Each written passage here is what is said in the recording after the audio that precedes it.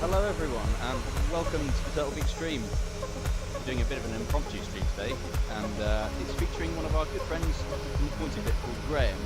Graham's a 737 pilot in real life, and he'll be taking us through today about the 737, new PMDG 737, and how to fly it. So today's flight is probably going to be from, where are we, Luton to Barcelona. Exciting. So Graham, would you like to introduce yourself? Yeah, hi everyone. I'm Graham. I've been flying the 737-800 for, it must be nearly 4 years now. So I've got approximately 2,200 hours on type, with about 4,500 hours total. I used to fly business jets, and I'm heading back there soon actually as well. So I have actually had my last flight on the 737. And yeah, I've known James for a very, very long time now, I think. I mean, how long have we known each other? Too long. Yes. Yeah, at least 10 years. That's it. So if any of you have any questions, I am looking at a YouTube stream at the moment, and I'm sure James will direct any at me, and I'll try my absolute best to answer any questions you might have.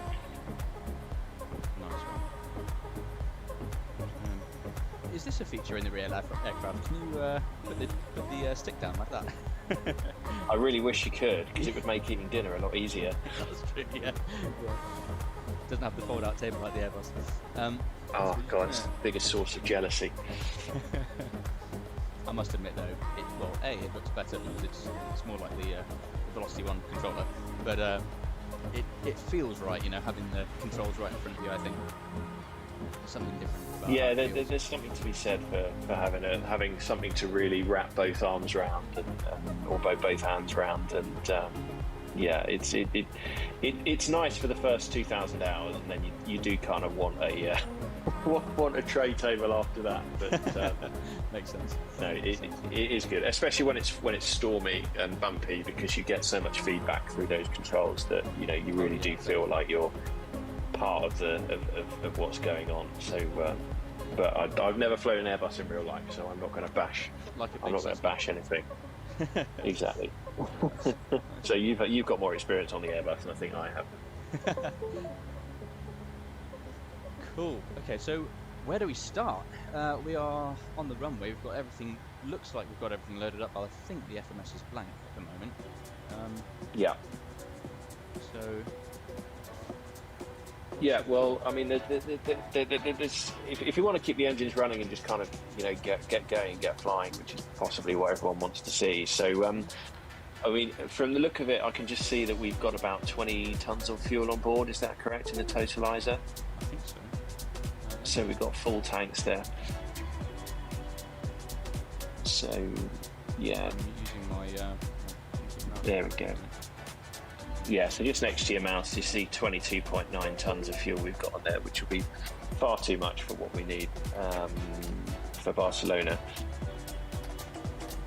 So what I suggest we do is, if we dive into the FMC, get that all planned out, and then we'll have a look at what's going on in the overhead. So if you head into the FMC for me, top left, line select key.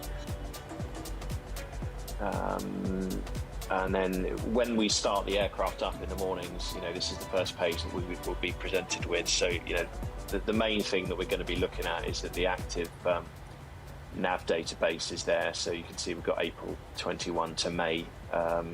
So, we know that that's, 21st of April to May the 19th, 2022. So we know that we've got the right database in there. And then if you go into position initialization, POS in it, which is just on your right hand side. This was where we would normally be aligning the IRSs and stuff, but it's already all aligned, so we don't need to worry about that today. So if we head into the route page, so origin, we can put in the Luton identifier, which, as you correctly said earlier, is Echo Golf Whiskey.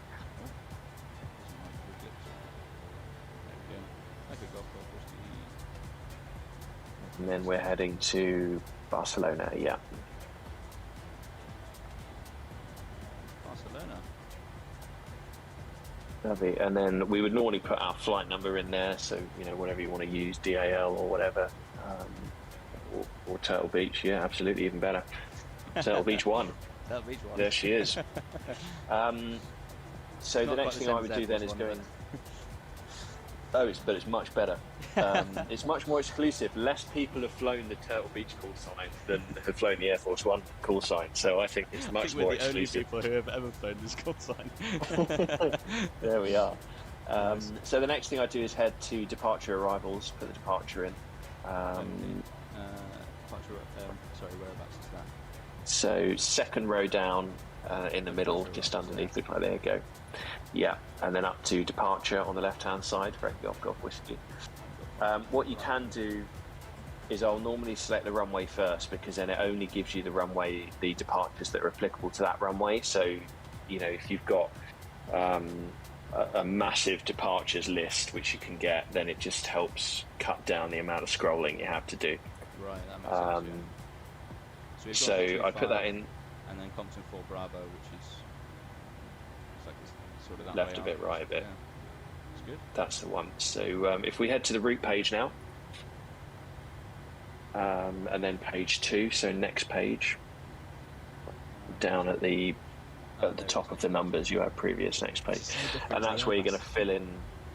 I mean, you'll be able to tell me which one's better, really, but I feel like this blows a lot nicer. Everything's in a bit more of a sensible place.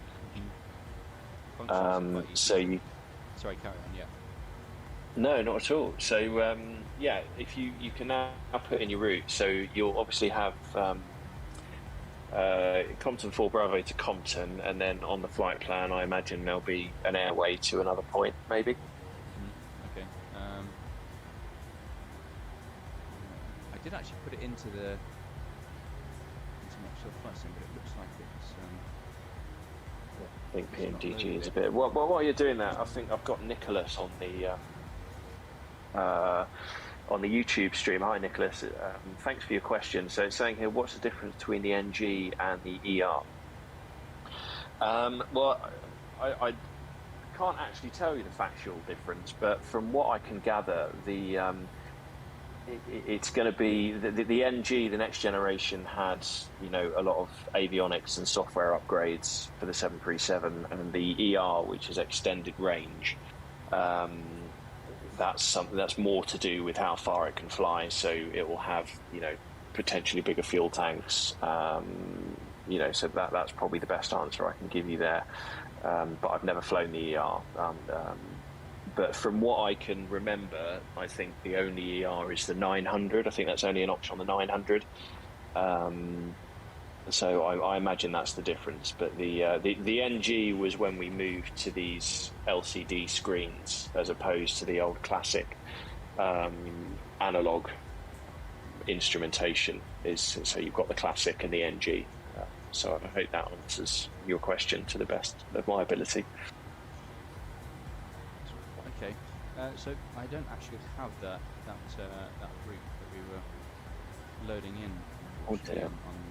Well, what I can do, I can knock one out quickly in SimBrief. Oh yeah, that'd be good actually. Sure. I wonder if I've got SimBrief here actually.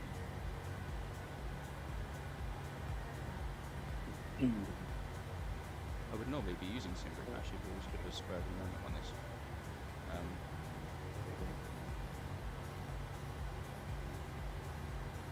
Let's have a scroll around the cockpit, see if we can find some of the things that we're familiar with.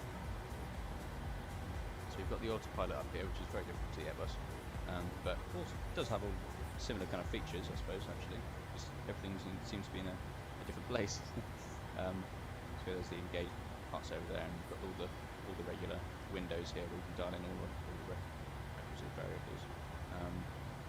I've still got Graham to teach me how to properly use LNAV, VNAV, and all these as well, because these are slightly different, I think, to the Airbus as well.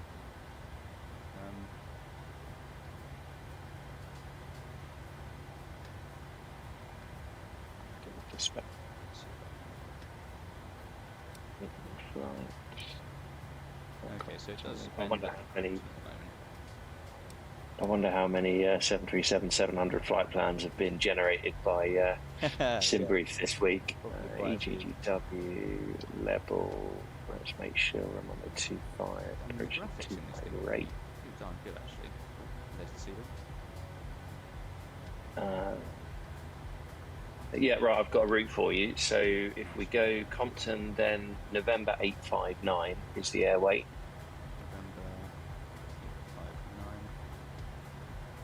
859. And then that's going to take us to Vapid, which is Victor Alpha Papa India Delta. And is that in here or in this next one? So if you type in Vapid and then put it on the right hand side below Compton. Right. So I put November 859 in the left. Is that correct? You've done absolutely perfectly. Yeah, that's exactly what you want. And then the next one is going to be upper November 859. So in the upper airway now. That's a U, is it? Yeah. So sorry. I'm so used to. So uniform November 859. And that's going to Sophill, which is Sierra Oscar Papa India Lima. And then we're going to go direct, so you don't need to put anything in the left-hand side this time. We're going to go to Balan, which is Bravo Alpha Lima Alpha November. And then, the top one should be about right, North 46, and then another direct to Evpok, which is Echo Victor Papa Oscar Kilo.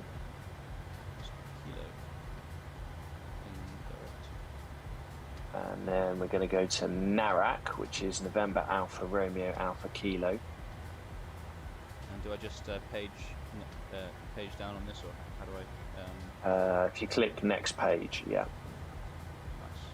perfect. That's it. And then we're going to go to Gulf Alpha India, which is a VOR. It's Gayak. And then put that in the top right. That's the one. And then you can just put the VOR in. Then we can go to Lomra, which is Lima Oscar Mike Romeo Alpha.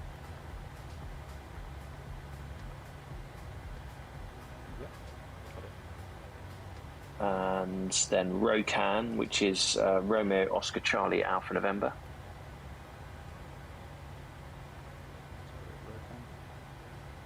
Pumal, which is the start of our arrival, so we're going to go direct to Papa Uniform Mike Alpha Lima. And then now you go into arrivals page, departure arrivals again. And then level arrival. And then again, if you select the ILS Zulu 24 right, and it will make our lives a bit easier. So if you go to next page until you can see ILS Zulu 24 right on there. Zulu 24 right, that's the one. Which is, and then on the left-hand side, we're now going to find the Pumal 1 Whiskey arrival. Pumal 1 Whiskey. There she is. And the one we're going to do is the Charlie Lima Echo 1 Whiskey transition. So Barcelona have transitions between the arrival and the ILS Zulu. It works like a point merge system. So they can either make you do the whole transition if it's busy, or they can peel you off, which they normally do. So it saves them radar vectoring you halfway around the sky, because when you're earning 300,000 euros a year, you don't want to do work, do you?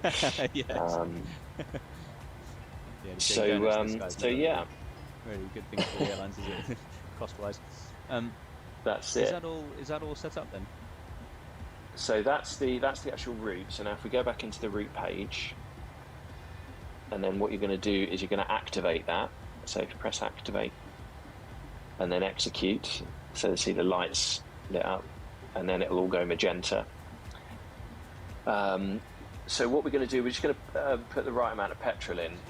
So on that right hand side FMC, the spare one that we're not using, if we go into, I think, FS actions or PMDG setup, whichever one has the fuel in it.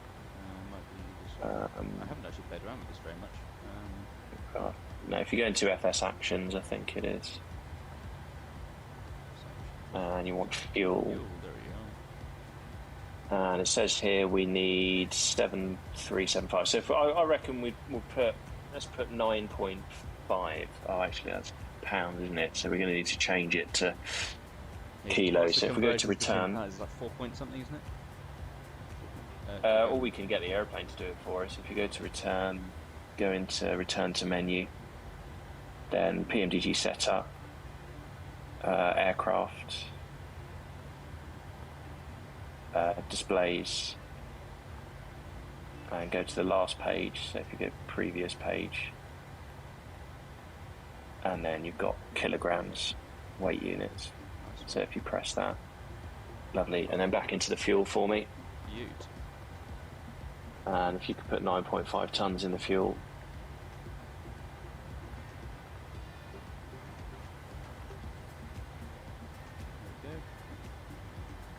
So FS actions, fuel, and then just 99500 or something.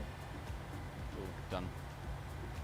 Perfect. So that's enough petrol. So now if we go into performance initialization on the other FMC. So cost index, I mean, we can do 100. It's probably, that gives us the fastest. Reserves, we are going to need 2.5. This is in. This is kilograms, so if we put 2.5 in the reserves bit. Zero fuel weight, if you just click that zero fuel weight thing, it will generate the zero fuel weight for the aircraft. Nice one. And pop that back in. Lovely. And it wants us at, let's have a look. Wants us at 350 for this one, so if you put flight level 350. And while you're doing that, Nicholas, so cost index, thanks for that question. It's a really good question. So cost index is a company-specific number between 0 and 100, and it's a ratio, essentially. So if you want to get there as quickly as possible, but that means you're going to burn a little bit more fuel, then you'll put cost index 100 in. But if you want to get there at a more leisurely pace and save a load of fuel, then you would put a lower number in. So a low-cost airline where they're not worried too much about being on time, but they are worried about saving fuel, might have, you know, down 6 to 7 is what we do at my company. Or if we're super late and they want to avoid paying out EU compensation, then they will give us a cost index 100 flight plan to make sure we get there within that 3 hours. So that's what the cost index is. It is, yeah. So that'll fly you home on the barber's pole. So if you execute that again for me, James, so the execute button's just lit up there. Lovely. N1 limit is our next page to go to. So this is where usually we would put in our performance database. So we have an iPad that we plug in all these figures, and it tells us if we can derate the engine and save a bit of fuel.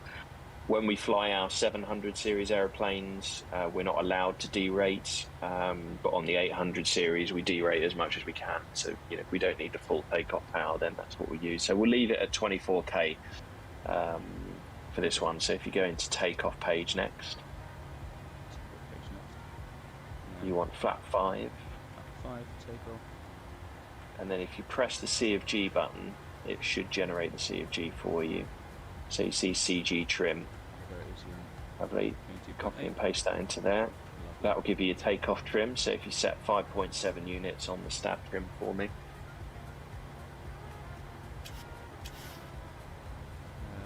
Yeah, so that'll be more. I'm going to use my trim wheel on so probably more accurate if I do it this way. I mean, you might be there a while. It takes it's a big old. So yeah, this is where we set the trim so that we standardise the rotation forces on the stick. Because if we've got more people sat at the front than at the back, it's going to need a bigger displacement of the elevators. And what they're protecting us against really is if we've got a lot of passengers at the back, if we didn't adjust the trim and we pulled back, it might over rotate, and the 7.3 is very susceptible to tail strikes, especially the 800. So you need to be really careful about that. So now your trim's set. You want to just activate those V1 rotate, V2 speeds. So you can just pop those straight in. Hello, NC. It's nice to see you. We've got someone joined from southern Germany. So then we're going to put 139 in the speed window, because that's our V2. That's our fly speed. If we had an engine failure, that's our safe climb speed that will give us the best obstacle clearance. So that's pretty much the flight management computer set up now. Lovely. I've just been trying to set so up what little, you Fly Live banner as well, so you can watch that as it progresses, but it doesn't seem to want to work today, unfortunately. Well, we'll have to sort that one out next time, and hopefully it'll be. Everything's a work in progress at the moment, isn't it? Yeah. So yeah, that's pretty much it set up. I mean, but if we were on VATSTIM, then I'd probably be tempted to put the right altitudes in the altitude window. But I'd say for the purposes of today, it's probably easier if you just put our cruise altitude straight in the altitude window. Sounds good, yeah. And then what I'll do is I'll show you how the alt intervent button works with VNAV as we depart. So even though we've got a higher altitude set in our mode control panel, VNAV is going to take care and make sure that we don't bust the altitudes on the departure. So it's actually a really good feature of VNAV that if you put an altitude restriction into the flight management computer, which is all automatically put in there in the departures, unless you tell it that you want to go past that restriction, it will level off at that restriction. So it's a good thing to prevent level busts. I've just put 36 in there, but what was our hand? I think it was 3.5. I think they wanted us at this one. So yeah, if we pop that left flight director on first, please, James. On there. And then we'll put the right one on afterwards. So the right one goes on now. So get that one. We'll zoom in a bit for this. There we go. Perfect. And then if we arm LNAV.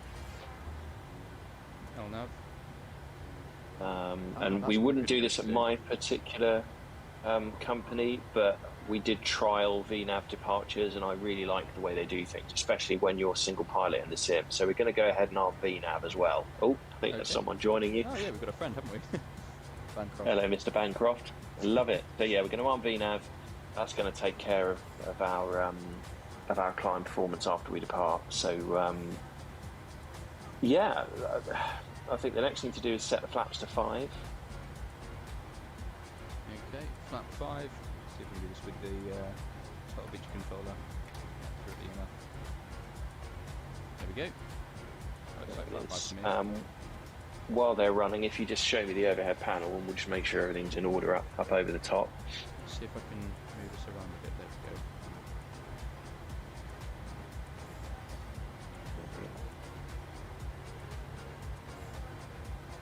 There we go. So if you point me up a little bit further. We'll run these on one. A little bit further. Nicholas, we normally would, for the purposes of getting ourselves into the air today, we're just going to get up and go flying. But we will do some more videos on this that gives you a bit more insight on how to do all of that. This is very much a test run style flight. So yeah, we've got a lot more content to come actually. If you guys are interested in this. Absolutely. So if you point me just a bit further up, James, just so what I'm going to do is I'm going to look from top to bottom, left to right. So we have a look. We make sure the yaw damper switch is on. I can't actually get up any further. There we go. That's fine. That's fine. So IRSs are in nav. That's fine. If we start coming down a bit now. Ooh, doing pirouettes now. Ooh. Next one on the left-hand side is the yaw damper switch. We make sure the yaw damper switch is on. There we go. So that's all on. The next one down, navigation, we check that they're all in normal. So those switches in the navigation thing, we can change what sources of information we have. If one of them fails, we can manually switch to the other one. Nice. Next one's going to be the fuel panel, so further down on the left-hand side. So crossfeed selector's closed, all the fuel pumps are on. With 10 ton, I think we had 9.5 tons of fuel. So we'll have a bit of fuel in the centre tank. It burns the centre tank fuel first. So probably almost as we get to top of climb, we'll end up turning those centre fuel pumps off, but we'll wait for them to start flashing first. Okay. APU's off, electrics look good, window heat is on. If you just go back up further for me, James. Probe heat's on, anti-ice is off, hydraulic pumps are on. We'll put the fasten belts on, please, James, just so that everyone's sat down. The most satisfying ding in the whole of the cockpit right here. Where is it? It really is. Just below the emergency exit light switch. In the middle, right smack in the middle. Right smack in the middle. So go up. There she is. Ah, there it is. Got it. The most satisfying ding. Oh yeah, I spend most of my career playing with that. Air conditioning system is set. Packs are auto. Isolation's auto. Engine bleeds are on, so they can all breathe. We've got 350 in the pressurization panel, 50 feet in the landing out, and it's set to automatic. Strobe lights are on. We're going to put the engine start switches into continuous, if you don't mind, James. So that's the one. So that just keeps the igniters firing, just to gives us, more guarding against engine stalls and stuff. So we just put those on as standard. So yeah, that's the overhead panel taken care of. Is that continuous just for takeoff, or will we be revisiting that later? Yeah. So the times that you have it in continuous, so you'd have it in continuous for takeoff. We have it in continuous for landing. If we're going through super heavy rain, or if we've got the engine anti-ice or wing anti-ice switches on, we have the igniters in continuous, just to make sure that those igniters keep going and the fire in the engine stays lit. So yeah, that's pretty much it. The last thing that I would recommend is putting the airport and terrain modes on the navigation display. So where you have the selectors for, there you go, if you press airport, and actually the captain would have weather radar on furthest left. We'd have weather radar, there we go. Transponder would come on, which is on the pedestal. The centre pedestal. Yeah, I've messed up the camera angle here a little bit. All I can see is the seat. Let me just see if I can move. There have been a few people that have commented on the camera angles. And yeah, if you put TARA on the transponder, that's so it's right in the middle, next panel down. There we go. Yeah, so if you put it into TARA, and then that's pretty much us done. Great. Okay.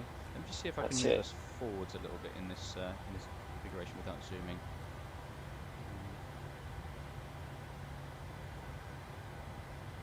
Well, while you're doing that, I'll sort of talk you through the sequences of events. So what's going to happen is when we decide to take off, you're going to put the thrust levers, you're going to effectively stand them up. So you're going to put the thrust levers up to about 40%. And you're going to allow the engines to stabilise. The reason for that is because the engines can increase at different rates, and that's more likely to happen at idle. As soon as you get them both up to 40%, it's pretty much guaranteed that they'll both accelerate at the same rate to your target N1, so you don't get asymmetric thrust, which I have had once accidentally. Oh, really? And it can get nasty. Yeah, it was my own idiocy that did it. I missed out a call, and I pushed the toga button before I'd stabilised the engines, and the left engine accelerated quicker than the right one. So it was all a bit wobbly for the first 2 or 3 seconds. My trousers went very quickly brown. I bet you never did that one again, yeah. I never did that again. Never did that again. I'm just going to assign a couple of these keys to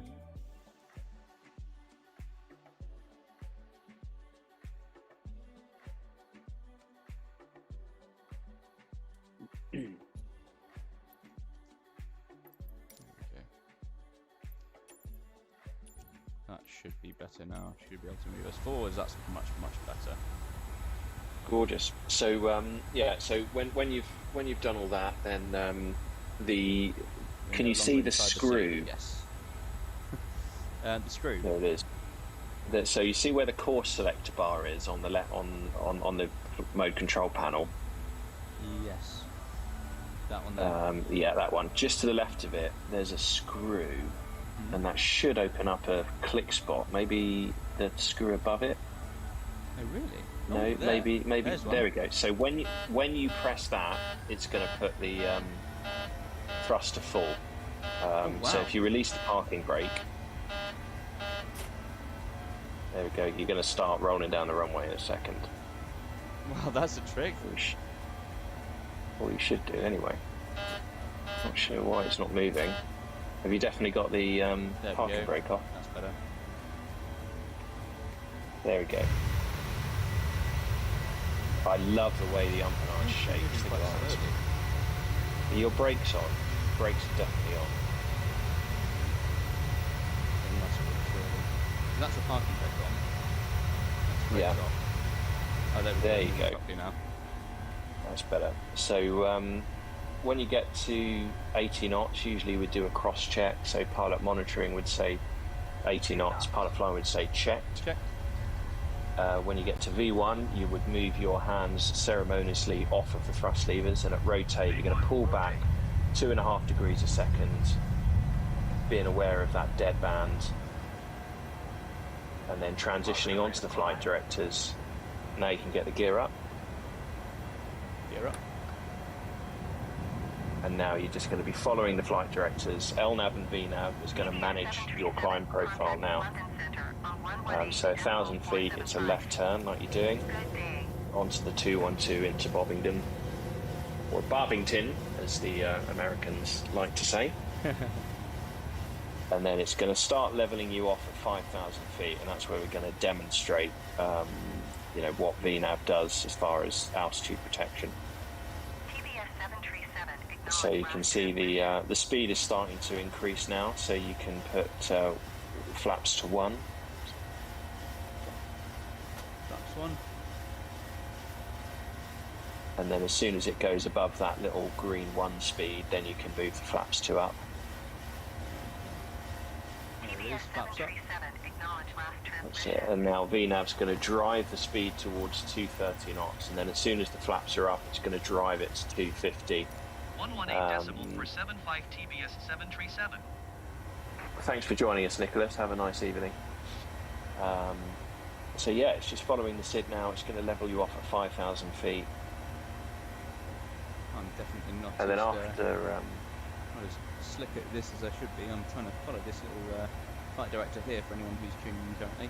But, I'm not being very accurate on it at the moment. Oh, you're doing really well, I think. There we go. That's a bit better. Brilliant.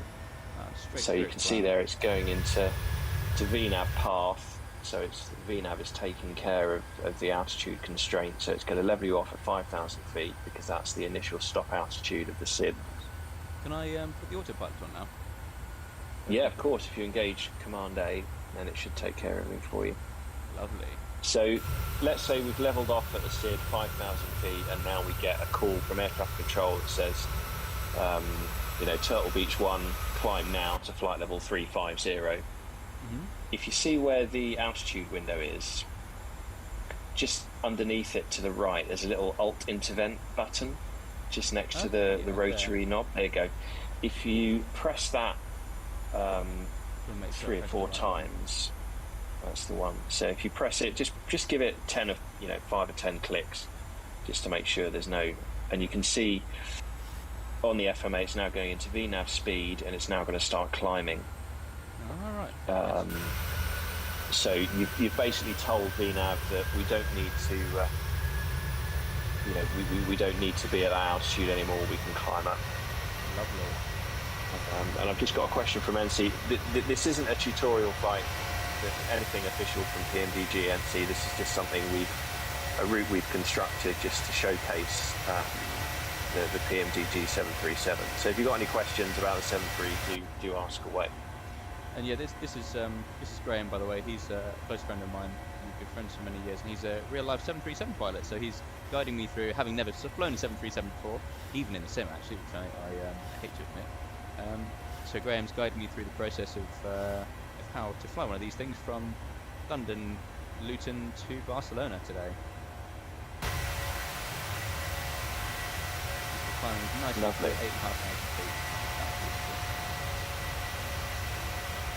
They really have done a brilliant job on it, haven't they? It does look so good.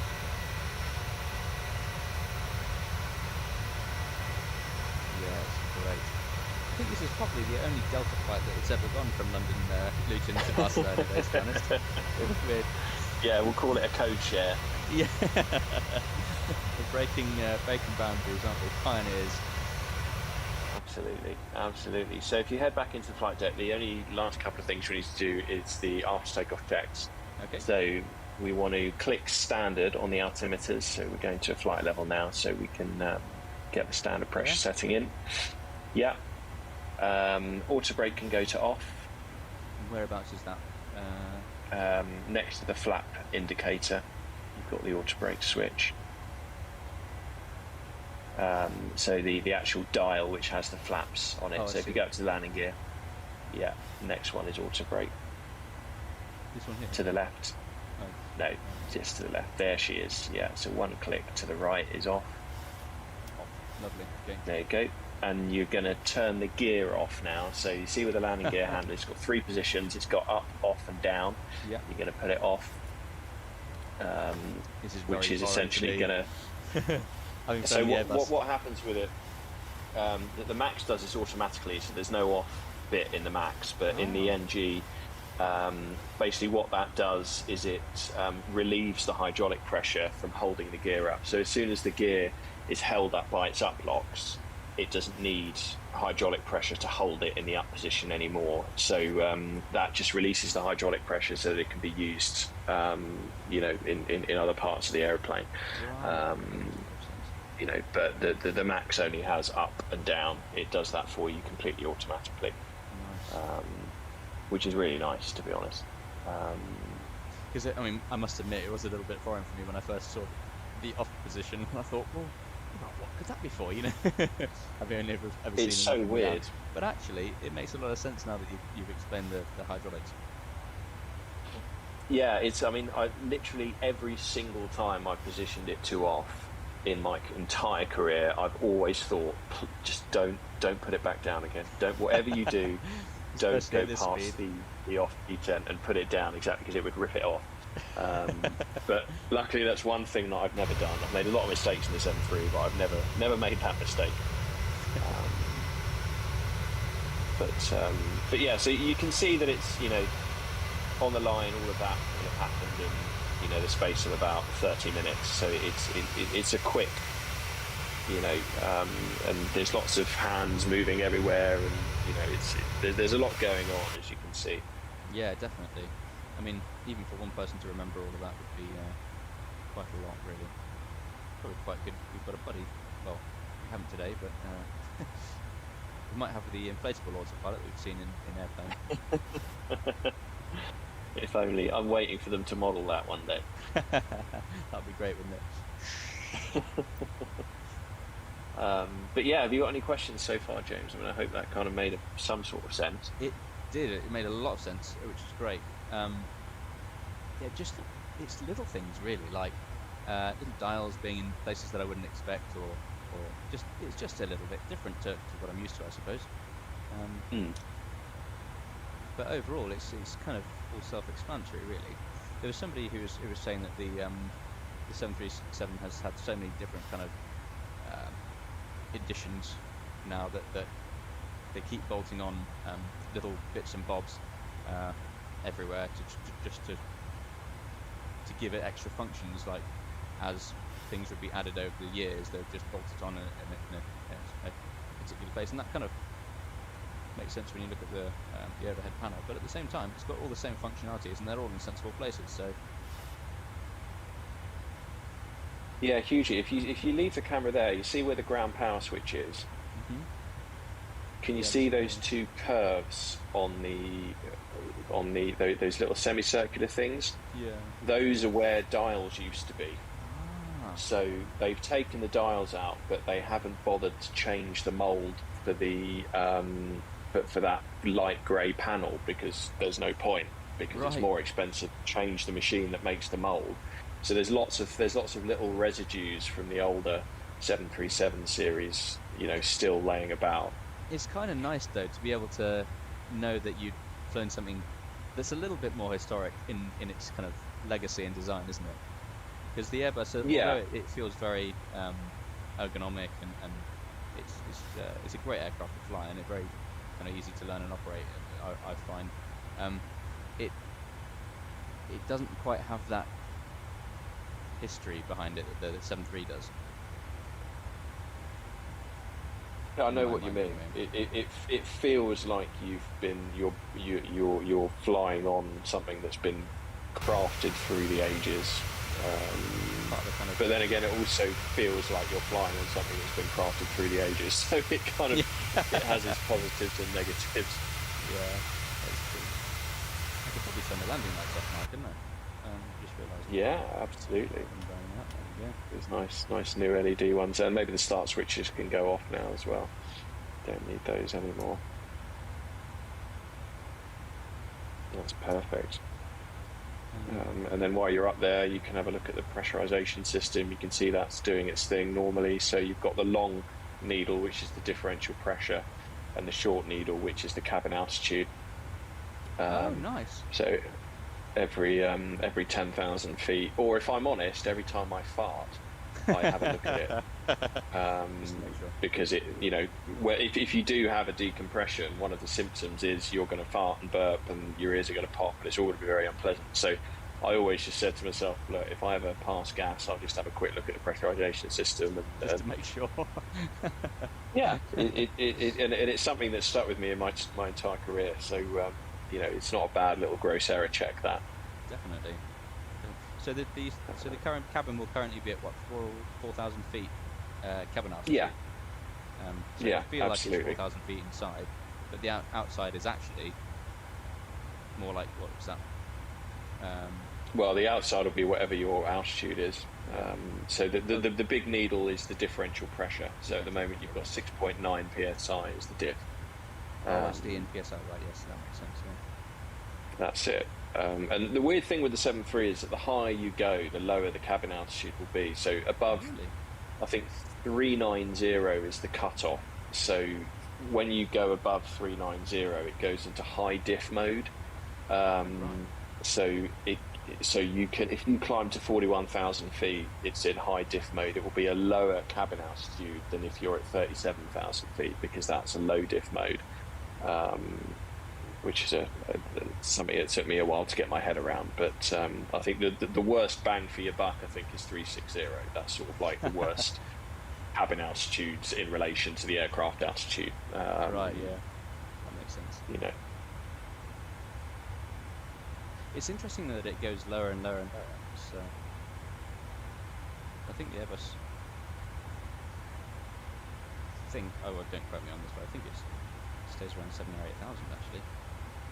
For a long time. Yeah, I think you do get you get a lower cabin altitude on the Airbus, because I think it's newer, so you do get a slightly nicer experience. But the problem with the 7.3 is it is designed to be cheap,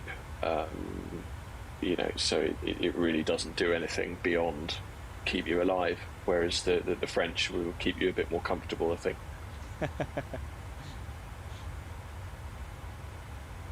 So all of these CBs behind here, here's a question for you, Graham. Have you ever pulled one? Have I ever pulled one? Or has one ever popped on you? Actually, no. In the sim, yeah, plenty of times. But the one thing that I can really say about the 7.3 is it is phenomenally reliable. I mean, 2,500 hours of the thing, and I've teched 2. Wow, that's as in I've grounded 2 for technical faults, and as far as having issues in the air, I've had 1 or 2 really almost not worth mentioning issues that have required me to get a checklist out, but I'm talking about inconveniences over, oh dear, we've got an emergency. So you'll see the master caution fuel lights just lit up. Yeah, so if you acknowledge that and have a look at the center tank, we've got no fuel in the center tank now. So if we go up to the fuel panel on the overhead panel, that's the quantity you're looking at there. And the fuel panel up here. It's down a little bit. and we can turn both the center fuel pumps off. Off and off. And That's that will the then one. feed straight from the wing tanks, will it?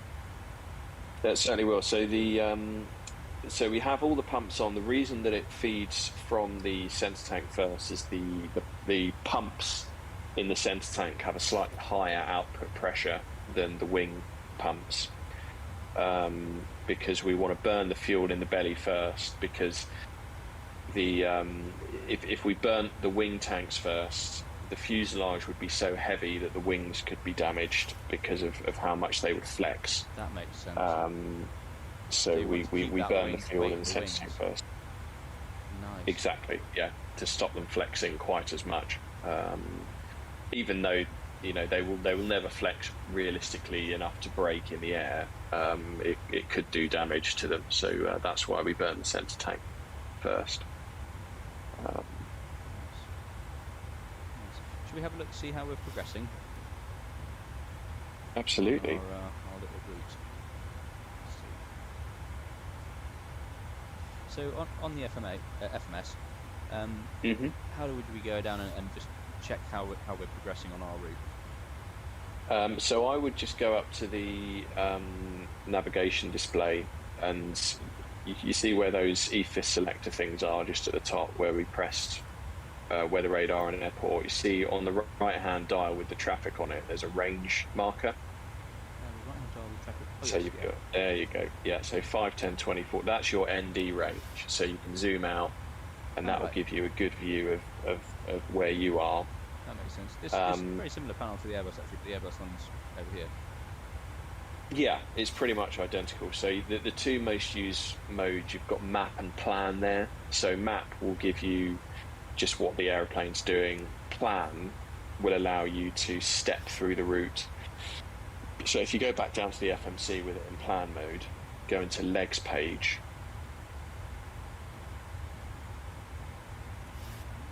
Oh, there it is. Yeah.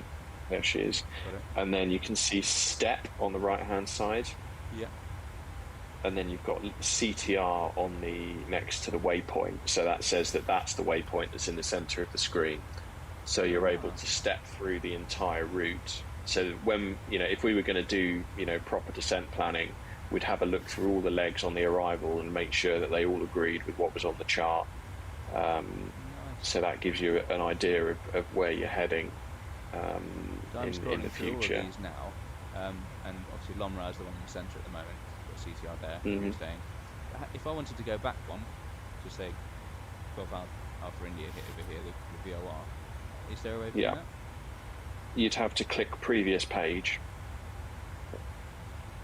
and then it takes you back to the top of the previous page. So then you'd scroll all the way down. There isn't it's not as clean as it could be, that bit.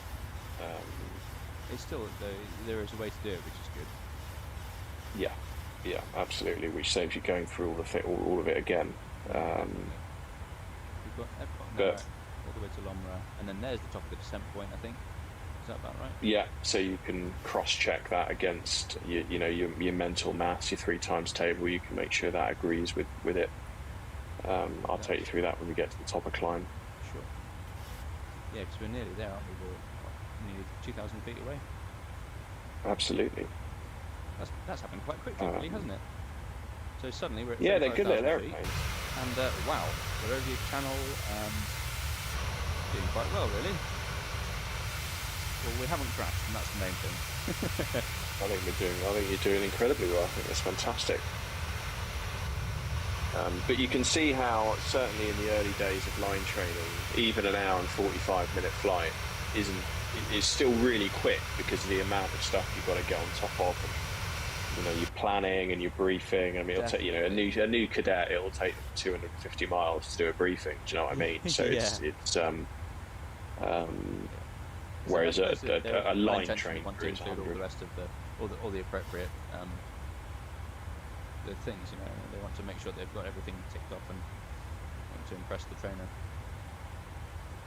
Absolutely, and everything still requires thinking about. Whereas the more you do it, the more second nature it becomes. So you're not thinking, okay, what's the next bit to brief? Where do I have to look? You know, you're trained. You've trained yourself to look where you need to look and set up what you need to set up. So that makes sense. And that was 1,000 foot to go, buzz, wasn't it? Yeah. So you get a horn at 900 to go on the 7.3. No idea why, but that's just what they do. You on your toes. Just keep you on your toes. Yes. Like every airline's call out is 1,000 to go, but it wakes you up at 900 to go, which is just very inconvenient.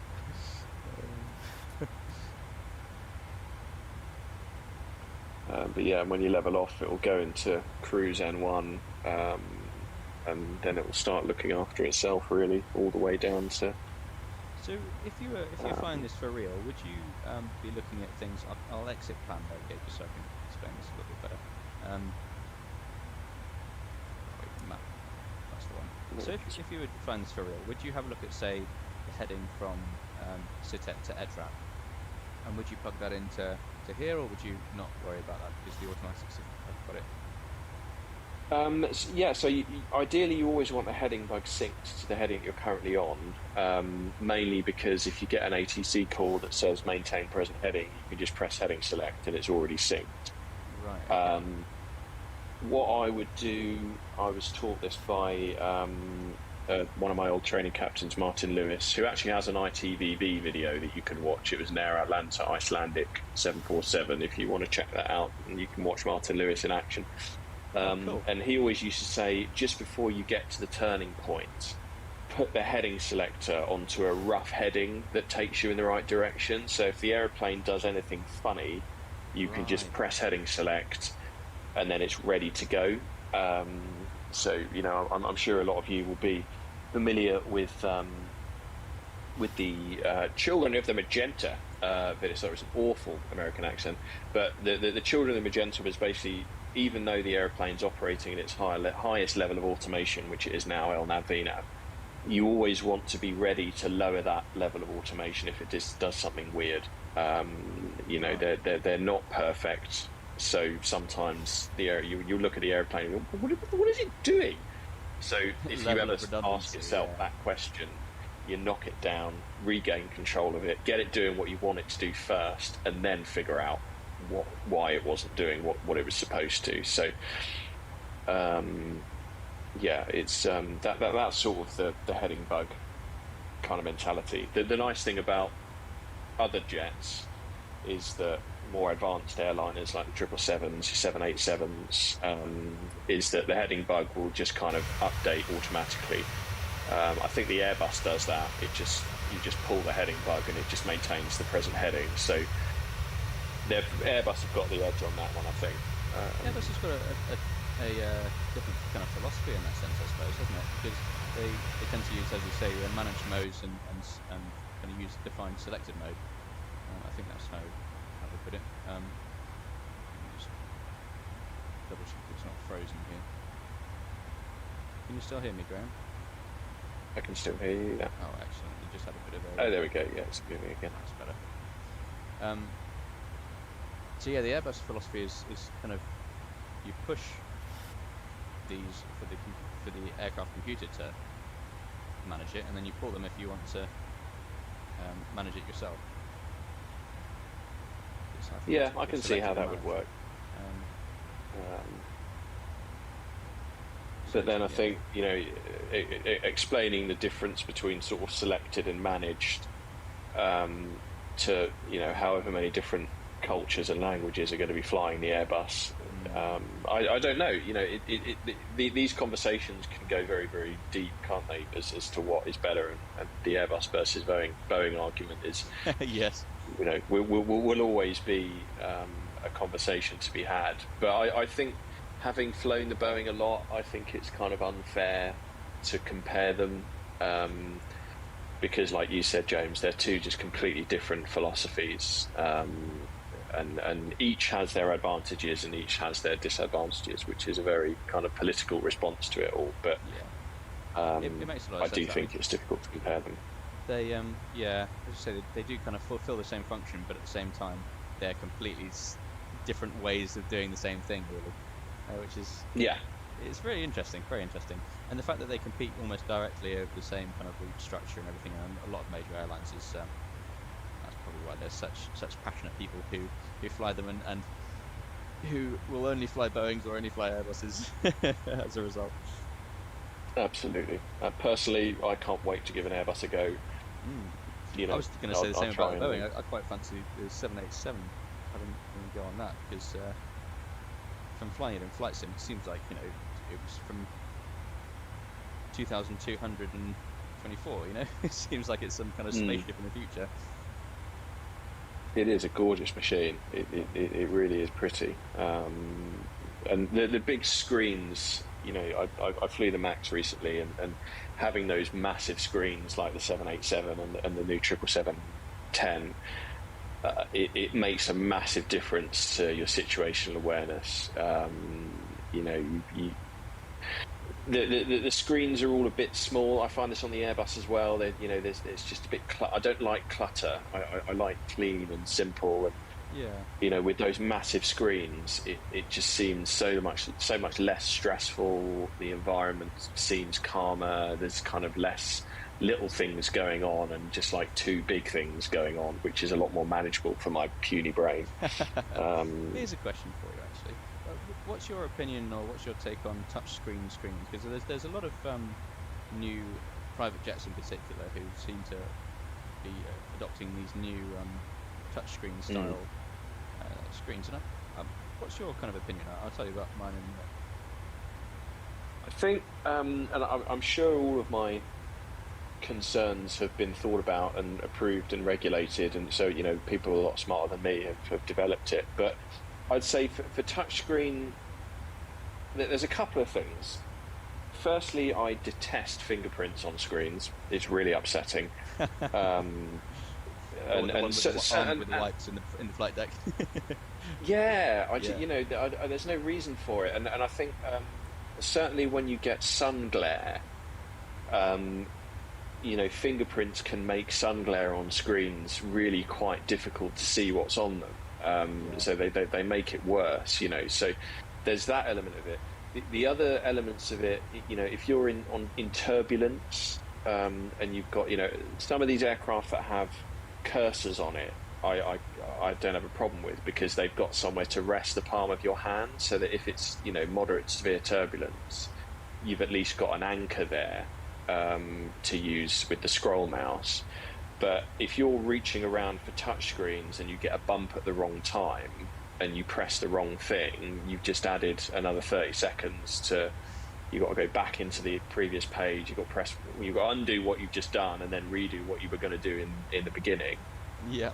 And the last concern I have is smoke in the cockpit. You know, if it gets to the point where you can see very little because the cockpit's filled with smoke, at least if you have switches that are sticky out, you can turn on and off important systems if you need to. You know, I mean, realistically, if you've got a smoke-filled cockpit, you're not really going to be doing too much flicking. You're just going to be trying to get the thing on the ground as soon as possible. That makes sense. But on the flip side, it might make things easier. Yeah, that's a similar kind of philosophy to what they've got in the MCP over here. Is even the design of these buttons, like the speed knob versus the altitude knob, and of course knob probably feels roughly the same, but even the feel of these are different for a reason, you know. Absolutely, yeah, absolutely. And if you have a rapid decompression where everything's going to steam up immediately, and you know if you've got contact lenses on, your eyeballs have just exploded, so you can't see anything. At least you can feel for things that you need. So that's kind of my initial thoughts on touchscreens. I do think they look really cool, and they're obviously been thought about, but you know, those are the questions that I would ask someone that has just developed a touchscreen panel. But I'd be interested to know what you think, though, Jim. Yeah, sure. I mean, Yeah, I agree with you largely. I think they all look very flash and lovely, and especially when you're touring around an aircraft, say for if you're a top airline executive and you're thinking about purchasing, or indeed a private jet owner touring one around one, it probably looks very flash. But as you say, little things like turbulence do make a big difference, and the majority of the ones I've seen are actually up here in the overhead control panel. And I'd say those are probably more susceptible to turbulence than any others, really. The Airbus A400M, the new military 4-engine propeller turboprop, that's got some touchscreens in it, but they've also got, as you say, a little mouse pad and like a tracker pad down here, so you can rest your hand on it and scroll the mouse around, which is very useful. They've also, interestingly, got a third seat in the back over here. Let's see if I can. Yeah, just in between the two seats back over here, and they've got a little station where you can have a look at all the cameras. You can look at your a representation of the HUD, and all sorts of different things as well, which is again all touchscreen, nice stuff. But yeah, I think there should be at least the option to do both. You know, if you're going to provide nice touchscreens, then you should be able to use a mouse pointer as well. Yeah, and I'm sure I'm sure that's been thought about. So it's probably just me talking rubbish, but those are the concerns that I'd want alleviated. And if I'm honest, I do think my biggest concern, as I said, is genuinely fingerprints on screens. I really don't like it. I'll remember that for next really time. Upset me. That's it. So I've always got some wipes. Do you feel the same way about the cars? About the dials in the car? Yeah, it's always got to be set to an even number, and it's just got to be. I'm really, but I'm perverted to the point where even, I don't like having the ILS selected if I'm not using it, and I like a clean PFD, and I just like things to be clean, and if I'm not using it, I don't want to see it. I'm just a bit weird with things, but everyone has their own little idiosyncrasies that they like and that they don't like, and absolutely. And I'm just trying to turn everything on here just to see if it'll like that's probably your worst nightmare, isn't it? Oh god, it's terrible. That little excess data thing on the left hand side just really upsets me. It's incredibly interesting how many airports and VORs and all those exist. TACANs. This little symbol here, do you know what that is? Is it? Yeah, so that's a. I think that's a VOR DME, isn't it? Something like that.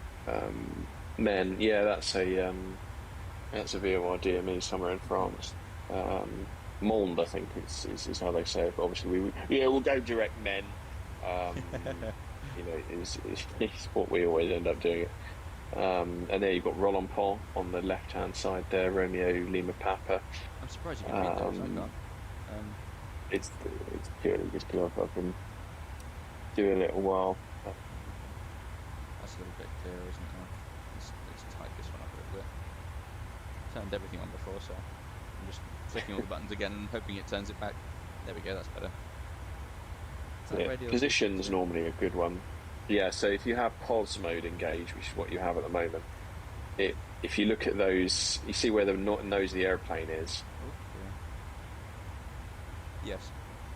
You can see those little, almost like Star Wars-esque silhouettes. Oh yeah, it looks like a TIE fighter. That's it. If you zoom in all the way for me, all the way into like 5 miles range or something on the range ring for that one.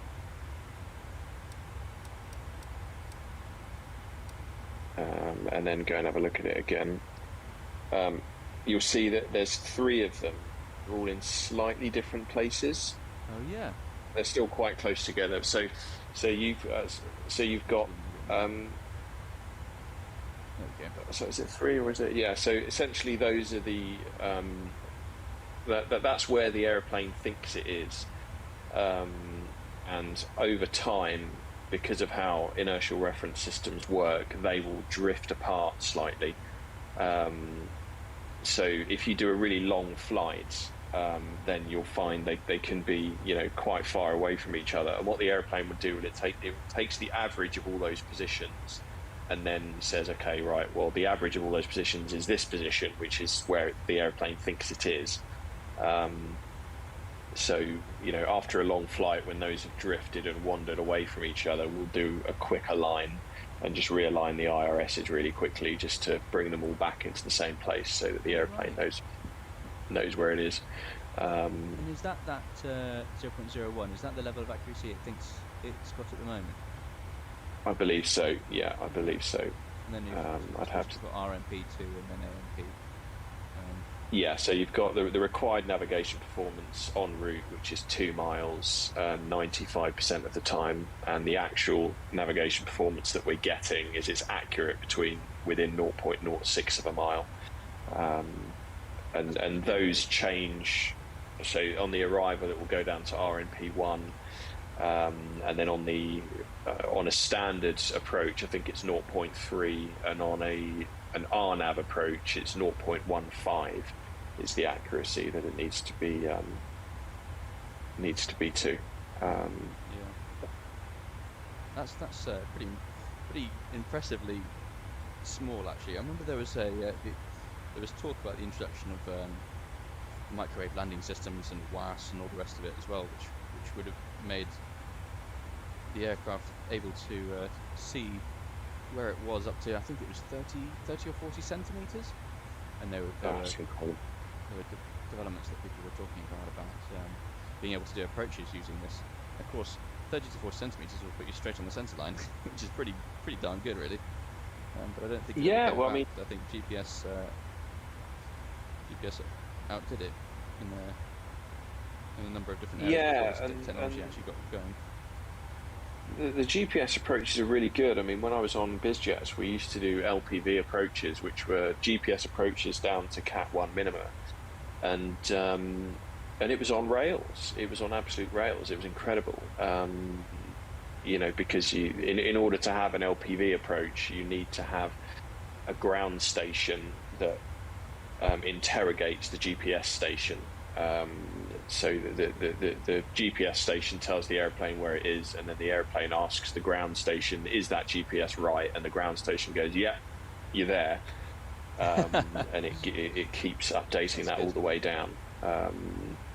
So I think it's called is it SBAS or something? That was the acronym for it. Satellite-based augmentation system, wasn't it? Yeah. There he is. There's my Yeah, that's the one. That's the one. I love it. And then have you got RAIM? Do you remember RAIM? Receiver Autonomous Integrity Monitoring. Monitoring, yeah. We said it Snap. We said it together. Gosh. Oh, lovely. Love it. All over it.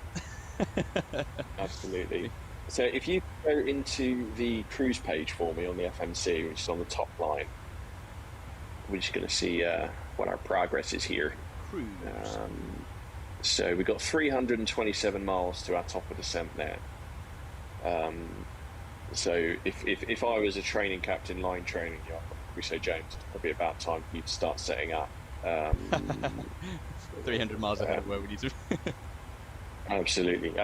So a line pilot will start briefing around about 100 miles before top of descent. It's worth getting ahead of the game on that. So we know that the airplane's going to fly it pretty much for us, but there's just a few things that we need to put in. So we're going to have to look at the minima, the approach minima. So if you've got your chart in front of you, it should be in the mid to late 200s, I'd imagine, at Barcelona. Maybe 280 feet or something. Just grab the approach chart up. I've got the Luton ones up now, so we're looking at departure at the moment. Wasn't it?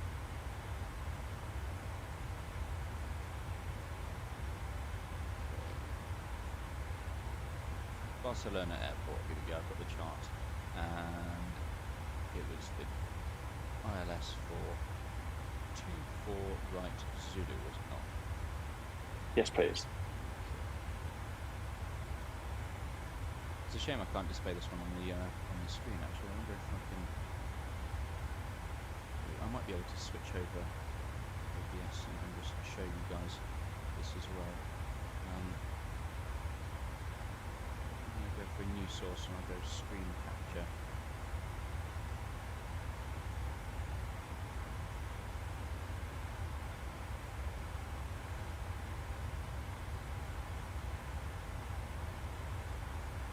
Window capture, there we go, that's better.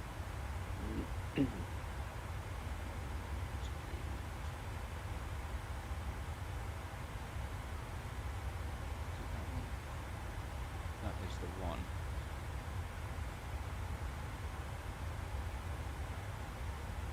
So can you see the you can see the overlay now, can't you? I actually can't on mine. On the how about on the YouTube stream? It's a bit of a delay, but no, I can't. Oh yeah, no, I can now on the YouTube screen. Excellent. It's just okay. popped up. So yeah, let's have a look. Decision height, we're a category C aeroplane, so yeah, it's 235.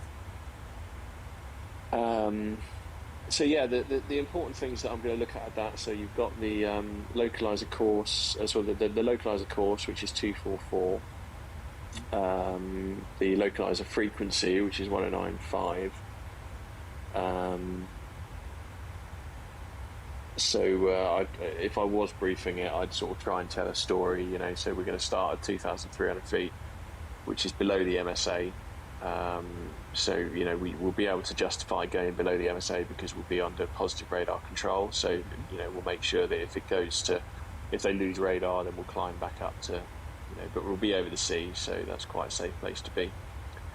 We'll pick up 109.5, which is a Bravo Charlie Alpha, fly the 244 course down to, what do you make the minima to my colleague, which for Cat 3 looks like 235 feet. And then I normally brief every approach to a go around. So I'd say at 235 feet, we're going to take off go around. I'm going to call go around flap D, so go around thrust.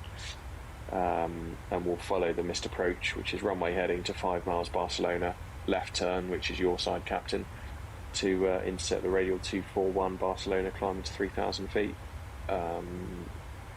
You know, so that's kind of how I would brief that. Nice. So what we need to plug into the aeroplane then, so on the audio panel, the radio panel. Yeah, 109.5. That's it, put that in both sides. Wow, this is slow. There we go, 109.5. Have we got 5 on there, or is that 4 or 5? Oh, good spot. Thank you. No worries.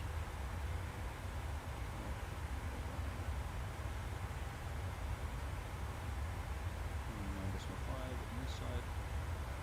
The one, and then in the standbys, so we put those as active. Oh, it's a bit tricky, that click spot, isn't it? It is, isn't it? And in the standby frequency, I put the Barcelona VOR because that's what we're going to use for the missed approach. So I put 116.7 in the standby. okay. 6.7.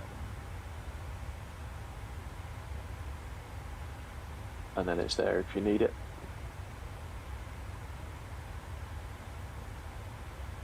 It's finicky, this, isn't it? It's fiddly, yeah, it's really fiddly.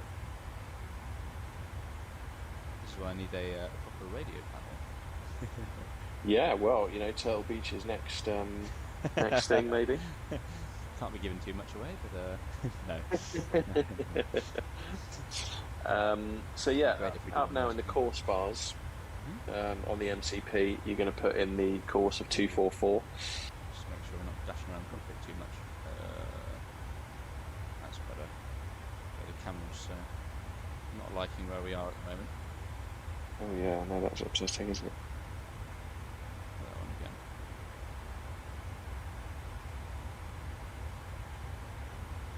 Okay, what was it on the MCP? 244 in the course selectors. 244.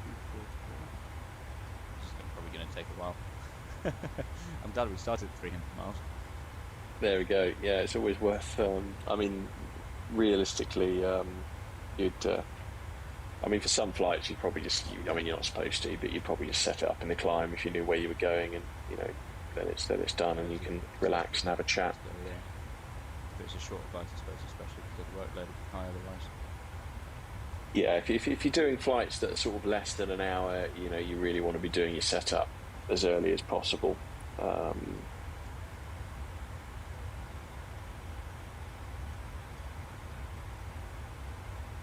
Oh yeah, that really is taking its time, isn't it? Goodness.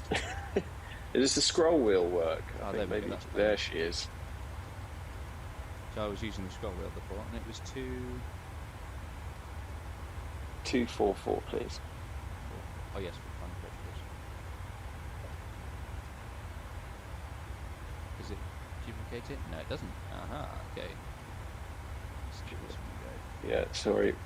You can go backwards the other way if you needed to.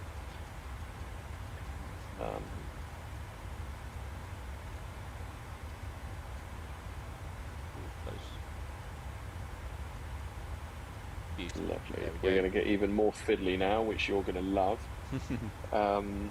So on the EFIS selector panel in front of you,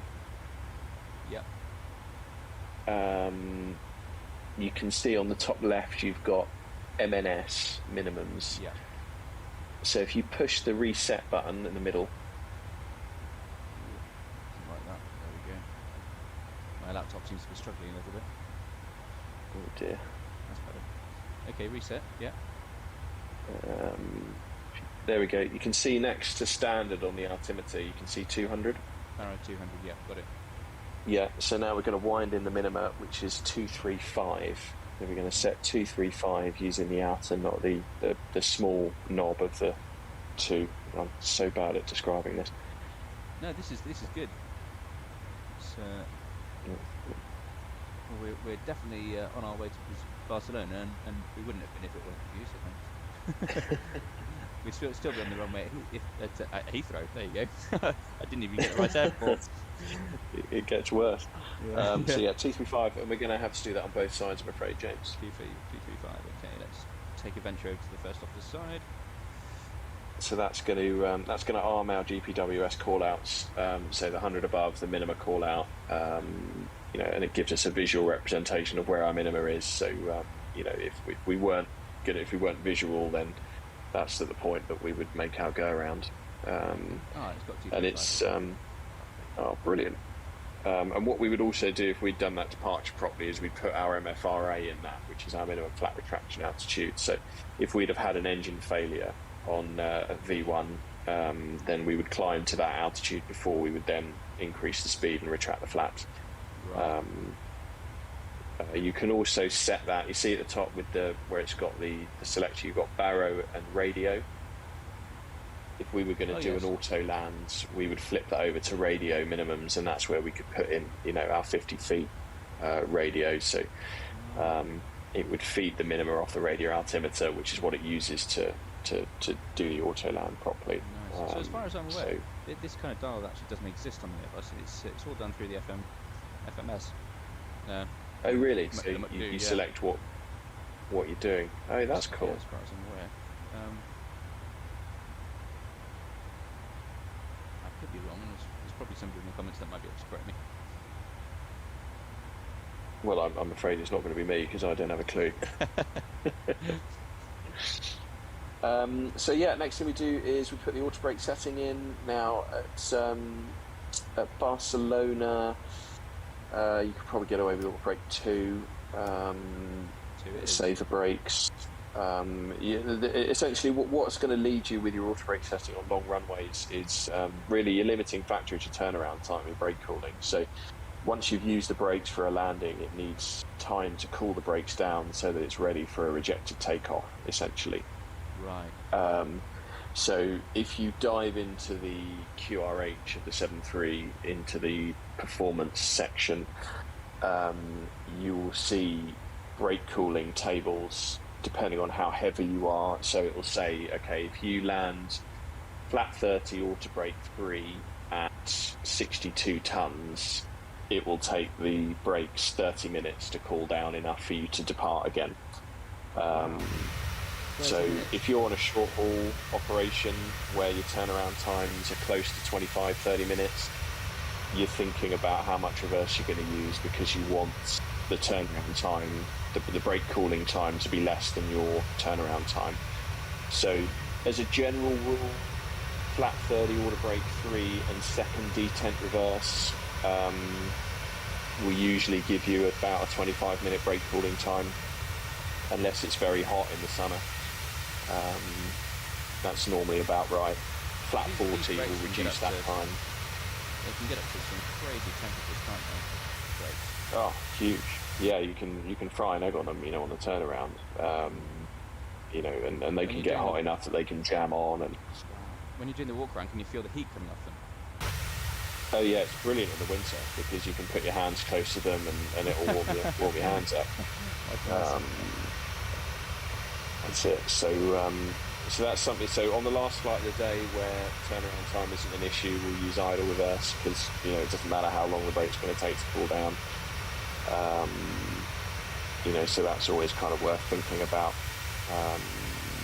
And technically, to get the correct brake cooling time when you've pulled up on stand and the chocks are in, you really should release the parking brake. So I've got a question from Simhanger Flight Simulation. Hi guys, or girls. Under what conditions do you select full flaps as opposed to 30?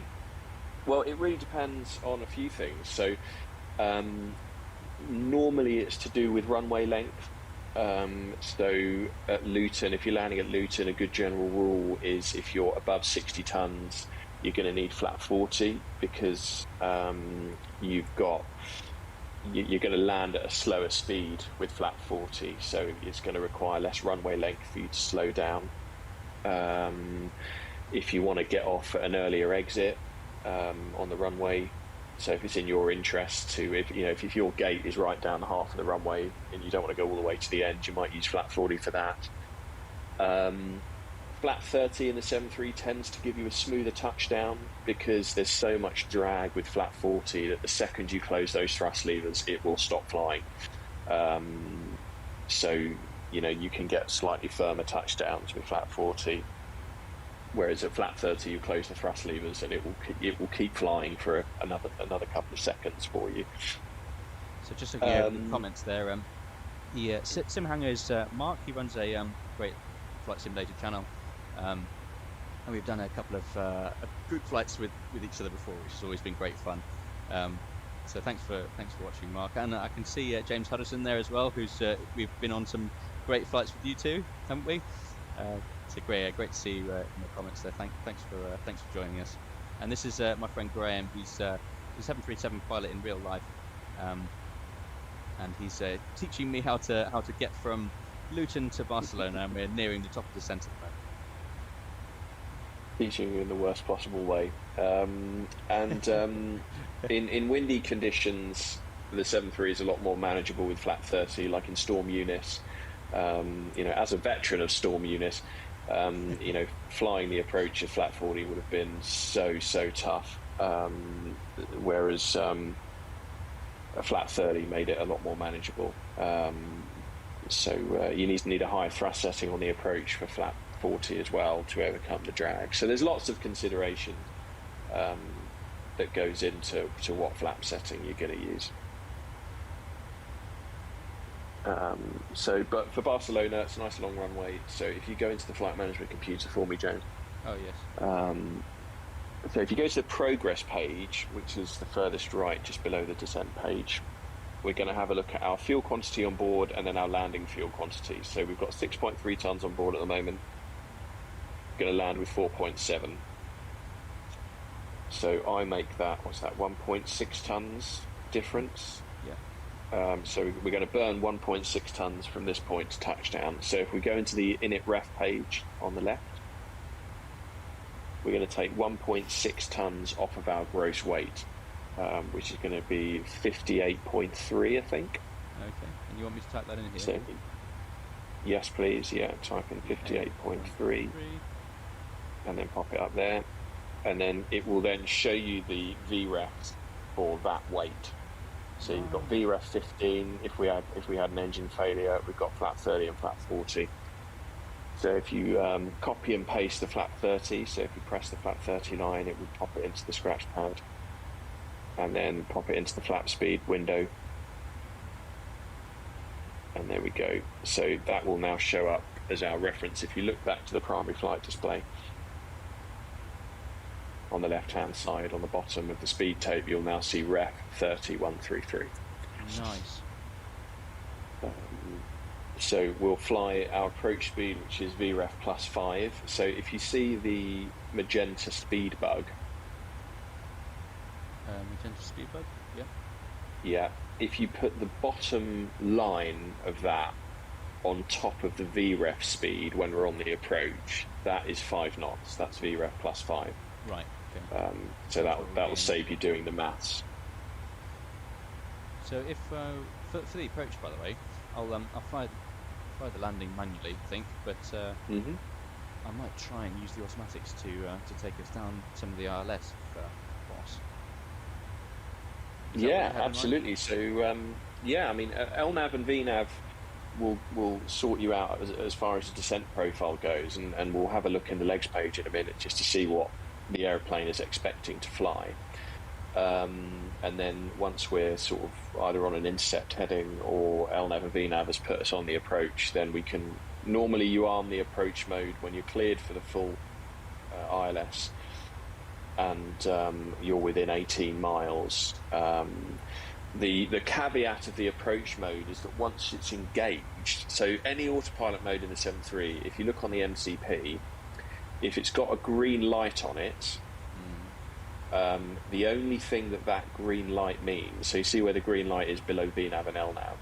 Oh yes, yeah, here and here. This is where FMA discipline is important. So the only thing that green light means on the button is that mode can be deselected by pressing the button again.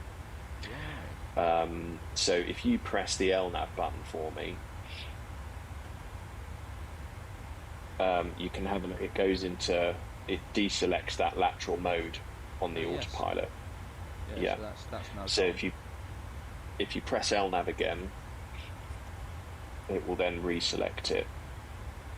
So what you will notice when we press approach mode is that green light will engage until we have glide slope and localizer engaged on the flight mode annunciator. As soon as the mode is actually engaged, the approach mode cannot be deselected. Oh, I see. Okay. The only quick way of deselecting the approach mode is to detune the ILS frequency on the pedestal.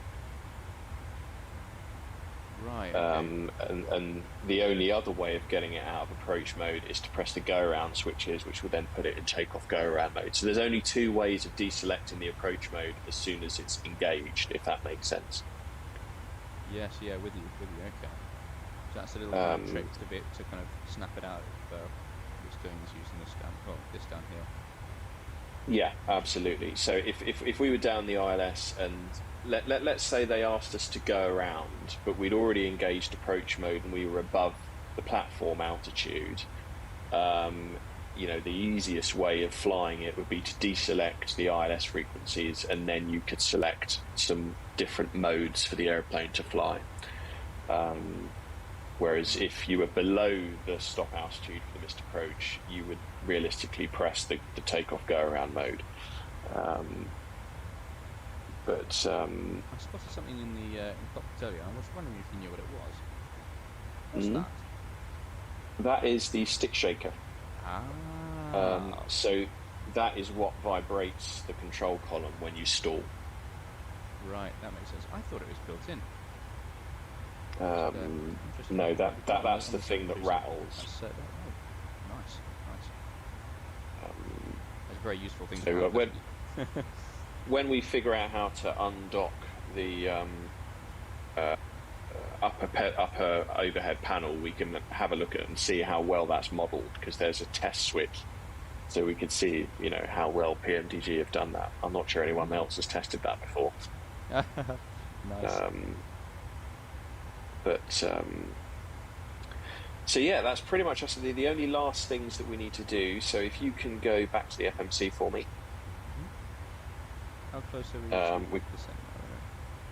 If you go back to the VNAV page, VNAV page. cruise. If you press cruise, sorry, this is the older FMC type. There we go. So 161 miles. So yeah, you can see that's taken 200 miles to do all of that. Yeah, wow. That went quickly as well. So if we can go into the legs page for me, we're just going to see what the airplane's planning vertically. So if we can zoom in a little bit more. So it's got flight level 250 all below at Pumal, which is on the arrival. And it's going to get us at 10,000, between 7 and 10,000 feet of Charlie Lima Echo for the transition. And then we've got 8,000 feet of Bravo Lima 439, which is the point merge bit. So basically, it gets you into a vertical profile. Dublin is similar on the point merge system. So Dublin has an arc, and it gets you at 8,000 feet on all of the points of the arc, so that at any point you can be turned into the final approach and you're at the right height. That's the idea of it. So if you go to the next page, let's see what we're doing here. Lovely. And then it's got a vector in there. So what we'll do when we get a bit closer is we'll probably go direct to the final approach fix. So if you go to the next page, so what we might do to make life a bit easier for us is if we go direct to Bravo Lima 415. Okay. So if you press Bravo Lima 415 on the left-hand side, copy and paste that, and now there's two ways of getting back to the first page. You can either press previous page 4 times, or you can be clever and just press the legs page again, and it will take you to the front. So then if you put it up in Narak, if you put it in the top one. In there? Okay. Yeah. And then execute. Wow. And it's taking us now pretty much to the final approach fix. Okay. Just... The director there. Oh, nice. So... rather than doing the... we will now get... laborious kind of round the houses. Exactly. So we're now going to get a really accurate top of descent. So that's going to sort our life out for us. So the last thing to do now is to go back into the legs page for me. Okay. And we're going to find the runway point. So you see where it says runway 24 right? Yep. So we're going to copy that. So if you press the line select clear, now you're going to go into the fix page, which is just below the legs page. Fix page. And you're going to put that in the fix at the top left, and you're going to do a slash, which is on the bottom, a diagonal slash. You're going to do 1 10-mile ring, so you're going to put 10 in, and then put that in the top radial distance one. Line select clear 2. There you go. Okay, so we're putting. And then you're going to do. Nice. Yeah, and we're going to do a 5-mile ring. So we're going to do one more ring that's 5 miles. So you want to do slash. Oh, no, click clear. Okay. /5. Lovely. And then the last thing we're going to do is we're going to put in a top of descent ring. So there's 2 ways of doing this. You can either do 3 times your altitude, or if you don't like maths like I do, if you go back to the EFIS control panel and press the meters switch. Okay. And then go back to the primary flight display, look at the altimeter. You see it's got meters on top of it, 110,668. If you add 1, so 107, you can pop that in the as a fixed ring, and that's about that is about right. Okay. So, is it /107 or 10.7 or? That's the one. Yeah. 10.7. Just 107. Yeah, that's the one. And if you do 35 times 3, it's 105. So it's about right. And So that's for the. And it'll always be the a little bit, maths because the averse. 1 plus 1, it'll always be a little bit more than your top of descent, I suppose, and that's where you want it, really, I guess. Exactly. Let's take some success data off it, though. So that's pretty much our plan. So when we get towards the top of descent, we can wind in the platform altitude for the approach, which I think we said was 2,300 feet, and then LNAV and VNAV will start descending by itself, and it will get us, if we've done everything right, in the right place. And the reason we put a 10-mile ring in is ideally at that 10-mile ring you want to be flat 1, 200 knots maximum. Right, okay. The 5-mile ring is at the point at which we're going to go gear down flat 15. We would then do our landing checks to flaps, and then we would go to our landing flap setting. Normally, if we're VNC in the 7.3, we would do all that at 4 miles, but that's going to be quite busy for you. So we'll use 5 miles today, which is what we use in IMC, is 5 miles. Right. But if you drop the gear in flat 15 in the 7.3, it's worked for me every single time. It's brilliant. I think Jet 2 do it at 7 miles, which just kills penguins in my opinion. But so if you're flying a Chanex and you want to be realistic, then that's it. So yeah, sorry, that's a barrage of information that's kind of come at you. So if you've got any questions, just let me know. No, that's great, actually. I mean, it's a barrage of switches in this cockpit, really, but actually, no, it all makes sense, and you've explained it really nicely. Thanks. Might take meters off now though, as well. I think I get that confusing. I find that confusing. Absolutely. Here's a question for you. Yeah. What's this for? This little 176, or the little counter that I've got here. What do you use that for? That is, I mean, I don't personally use it, but it's so that you can remember what your call sign is. Oh. That's its only purpose. That makes a lot of sense. Yeah. There's all these little things like that are built into the Boeing. I think they just make a lot of sense. Yeah, I mean, I've never. I think I've seen 1 or 2 people practically use it. I mean, you can use it for any 3 numbers that you need to remember, really, or any 2 numbers or whatever. You can use it maybe as an off blocks time. But then again, that's all in the ACARS system now anyway. So there's practically I've never used it other than the actual cover for it is really easy to remove. So if you've got nothing else to do, you can take it off and put it back on again, and that's something to do. Better than opening the window. But there's yeah, much less drafty than opening the windows. But there is a good little challenge that you can do with people. Maybe on when we got a few more viewers, is there are only 2 lowercase letters in the entire 737 flight deck. So if anyone knows what they are, yeah, everything else is in capitals apart from these 2 lowercase letters. What are those? It took me months. Wow. Took me months to find it. Capitals. Gosh, yeah, you're right. I hadn't noticed that before. It's infuriating. It's the most angry I've ever been. after 2 months of not being able to find it. Oh wow, yeah, very frustrating. I wonder if it could be on this this thing right in front of here, the checklist. This is going to keep you awake for a long time. Gosh. Yeah, I've not got a clue, Well, it's something. It's certainly something to. Yeah, well, we'll keep that one to for take next with time. you, and if anybody on the next stream can let us know where they are, if you can find them in the meantime, do let us know. Pop a comment on them, and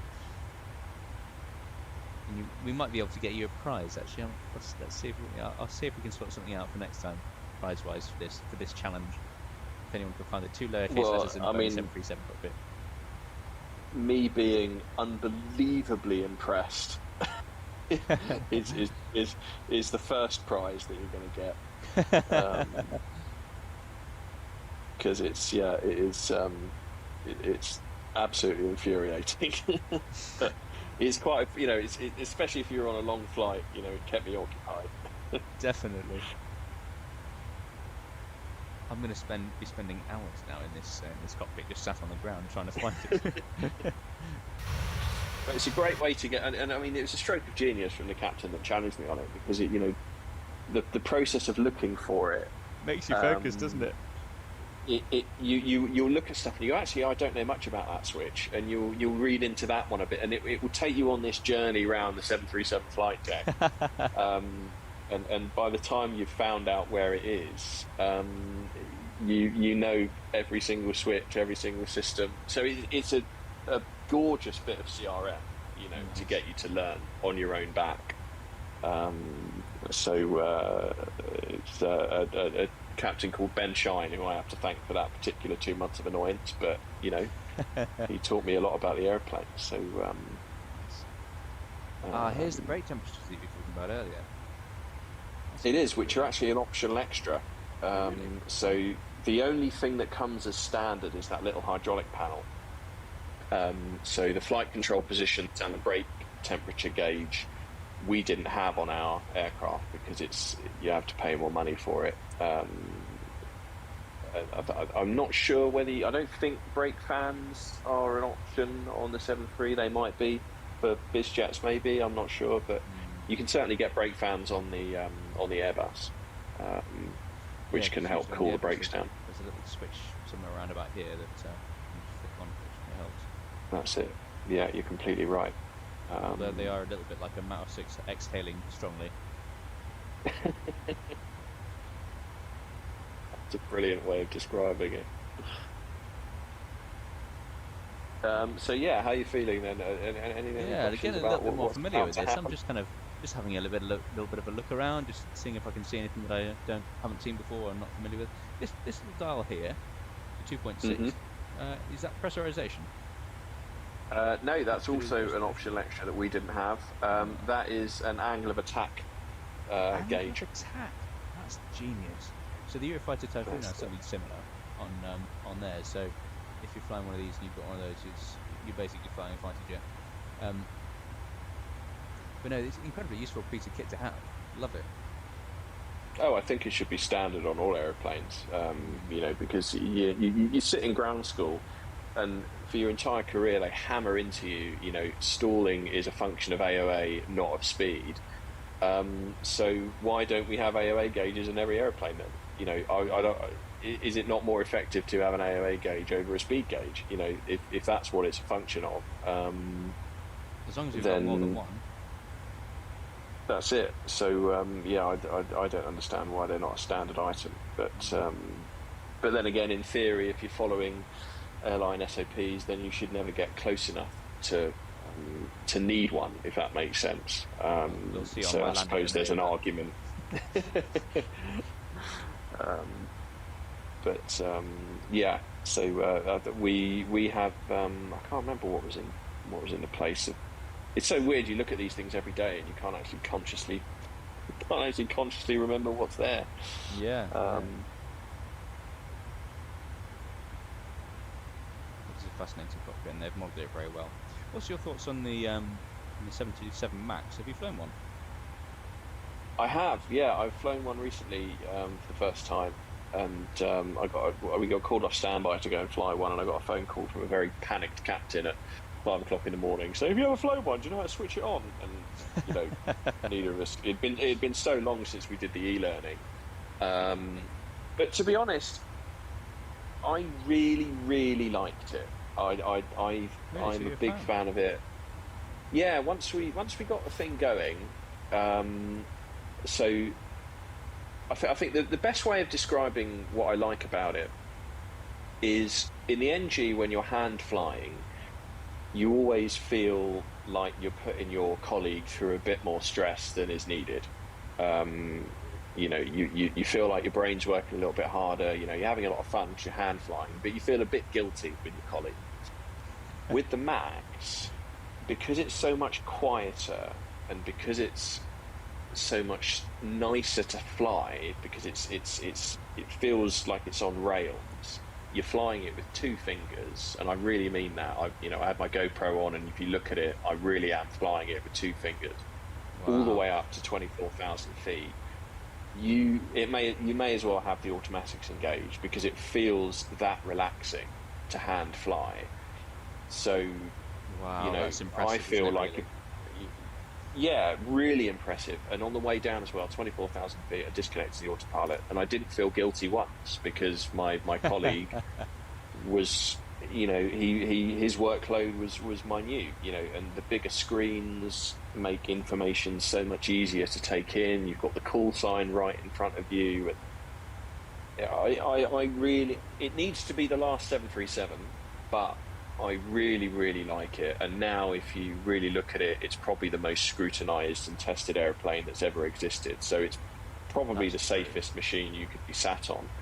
That's true. So yeah, I the mean, amount of reviews and all sorts that they've gone through now, different iterations of the same thing, over and over and over, to make it as safe as it possibly can be. And I had a trip on a Max myself, actually. It was a wonderful experience. Great little aircraft. Loved it. Yeah, it's a lovely machine. I mean, the only thing with it, and it's my fault, so the cabin crew said, we love the Max, because the redesigned landing gear, the landings are always smooth. We never feel the landings anymore. I obviously then battered it into Berlin, and the cabin crew came in and went, Senore, we feel your landing. So that was a bit of a shame. So even I can't land a Max smoothly, but everyone else breaking can, norms. apparently. There's always one that's got to be the exception, isn't there? Pioneer. So yeah, but I'm a big fan of it. Really, really like it. Wish I'd flown more of them, if I'm honest. And going back to the NG was really hard. Yeah, I bet. Yeah. It's like driving a Lamborghini and then getting back into a clapped out Clio. Just upsetting. Very upset. Yeah, I know what you mean. I happen to own a Clio now. Yes, put your foot further in your mouth, Graham. Yeah. I did own a clapped out old Clio, so I do, I do know how bad they are. How it feels, definitely. But yeah, big fan of the Max. Really like it. It's a great machine. Nice one. Okay, so we've got what's that? Less than 30 miles to the descent. Yeah, so I'm going to show you something else here. So let's say you get a call from ATC that say, okay, descend now to 2,300 feet, but leave, descend now as opposed to descend when ready. So if you wind in 2,300 feet on the altimeter window, obviously normally you'd get a step descent, but we're not playing that today. So obviously you don't want to go. You don't want to go karting down, because then you're going to end up low on the profile and all this kind of stuff. So if you wind in 2,300 feet, it's frozen. 2 secs. Oh dear. I'm praying it doesn't crash. We've had one from YouTube, just because it's directed at you, saying James. So Ozzy says, "Hey James, haven't been able to play. Had problems with my health. Just recently came out of hospital. I'll be watching the stream all the way though." So Ozzy, on behalf of myself, and I'm sure James as well, I wish you the absolute best of health. Absolutely, yeah, and quick recovery from hospital. But great to have you on the stream. Great to see that you're hearing well. Absolutely, and then as soon as you can play, definitely, come and enjoy. I'm sure James can do another group flight at some point. Definitely, yeah. And it'd be great to have you on there. Many more of those again soon. So what you're going to do now, you've wound in that lower altitude, you're then going to press the alt intervent switch again, which is what we did earlier to that speed intervent. You want alt intervent, there you go. So what that's going to do is, as soon as you pressed it, it's going to start descending at 1,000 feet per minute until you intersect the VNAV profile. So you can see there on the right hand side of the ND, you've got the VNAV profile there on the navigation display as well. In the newer aircraft, you have it on the PFD and on the ND. It's very clever. So it's going to do 1,000 feet per minute until it intersects that profile. And then it will, because the VNAV bases its descent on an idle thrust descent. So obviously, it doesn't want to do idle thrust now because you'll get, a silly rate of descent. You'll end up low. So this is its way of keeping it, close enough to the profile without, while complying with an ATC instruction. I mean, if technically, legally, the minimum rate of climb or descent you can give them is 500 feet per minute. So it depends on what level of automation you want to use in that particular moment. So normally what I would do is put it in vertical speed mode and then do vertical speed minus 500. But if you want to keep it in the highest level of automation, let's say it's a busy arrival and you want to keep capacity to other things. You don't want to be faffing This is around. the way to This is the way to keep it in that highest level of automation and comply with an ATC restriction. Beautiful. Okay. And so the thing you were talking about on the ND, is that this little box over here? Yeah, so that's your vertical profile. So it's also on the PFD now as well, on the right hand side, on the newer models of the NG. When Is that this I think here, it's like the magenta arrow? Yeah, they're exactly the same. So the only difference is the ND one gives you the exact vertical deviation. So you can see we're 1,900 feet low now. Oh, I see. Okay. And it's a 400-foot scale. So as soon as it gets to the top of the scale, that's 400 feet out, and then it will start giving you the exact numbers. So does this act a little bit like your glide slope on an ILS? Yeah, that's exactly the way I would describe it. It's an RNAV glide. I mean, if you want to get real into it, if it's RNAV, it would be a glide path. Non-precision or precision. So that essentially is a descent profile that VNAV has worked out for you, and it's telling you where you fit along that profile. So you see it's now getting closer and closer to where you should be. As soon as it gets to 400 feet, the pointer will start moving, and then as the pointer gets to the middle, you'll see the thrust starts to reduce in a minute, and it will go down to idle, and then it will give you that idle descent. So you can see the thrust rolling back now. It's starting to descend. Wow. Nice. And as you can see, it's got itself a little bit high, so at some point you might get a drag required message in the flight management computer. Okay.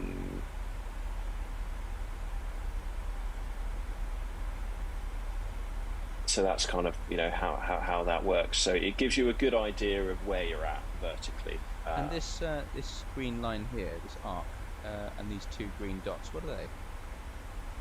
So the green arc is at the current rate of descent where you will reach 2,300 feet. Right.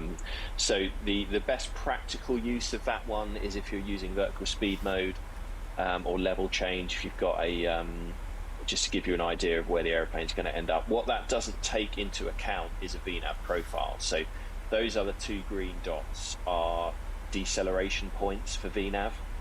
Okay. So the first deceleration point will be to get you to 250 knots below flight level 100, and the second deceleration point will be to start decelerating you to intercept the ILS. And if you go to the flight management computer for me and press descent mode, or the descent page, we can get information as to what it's going to slow you down to. So press the descent page. So you can see speed restriction there, 240, 10,000. Oh yes. So the first green dot is when the aeroplane's going to back off the rate of descent and slow us down to 240 knots before we get to 10,000 feet. Right, okay. And that's where we are now. And then if you go into the legs page for me, legs. if you can see at Tebler, there's the drag required message, but you should be all right. If you look at Tebler, it's got 189 knots at Tebler, and then 138 knots at Fox 24 Romeo. Ah, yes. No, That is what that's what the second green circle is going to start decelerating you towards. Right. Okay. So the short answer is that those circles are deceleration points for the aircraft. Right. Okay. Yeah. No, that makes a lot of sense. And actually, looking at it in here, you can get a lot. You can gain a lot more detail from that picture, and you can kind of improve your essay with that. Makes a lot of sense. Absolutely. Yeah. A lot of the mistakes that are made using VNav are, bad stuff in, bad stuff out. So if we were going to be really, on top of our game today, we'd have filled in the forecast page, we'd have put the descent winds in, we'd put the QNH winds in, so that the aircraft knows all of the weather environments, so that it can make the best decision on how to manage the aeroplane's energy. And we can use the leg page to figure out what the aeroplane is going to try and get the aeroplane to do, if that makes sense. Yes. So it's shared. The airplane. If you want to delve, really deeply into CRM and all that kind of stuff, the airplane is just as much a crew member as your colleague. So, you want your colleagues to know what your plan is. Exactly, and you want the airplane to know what the plan is, and the airplane wants to communicate to you what its plan is. So, when you get into the sort of the logic of these accidents with the AirAsia, the Asiana 777 and stuff like that, all of these automation-based incidents, 9 times out of 10, it's because the pilots have forgotten that third crew member is the airplane, and they need to be aware of what the airplane is thinking just as much as what they're thinking, if that makes sense.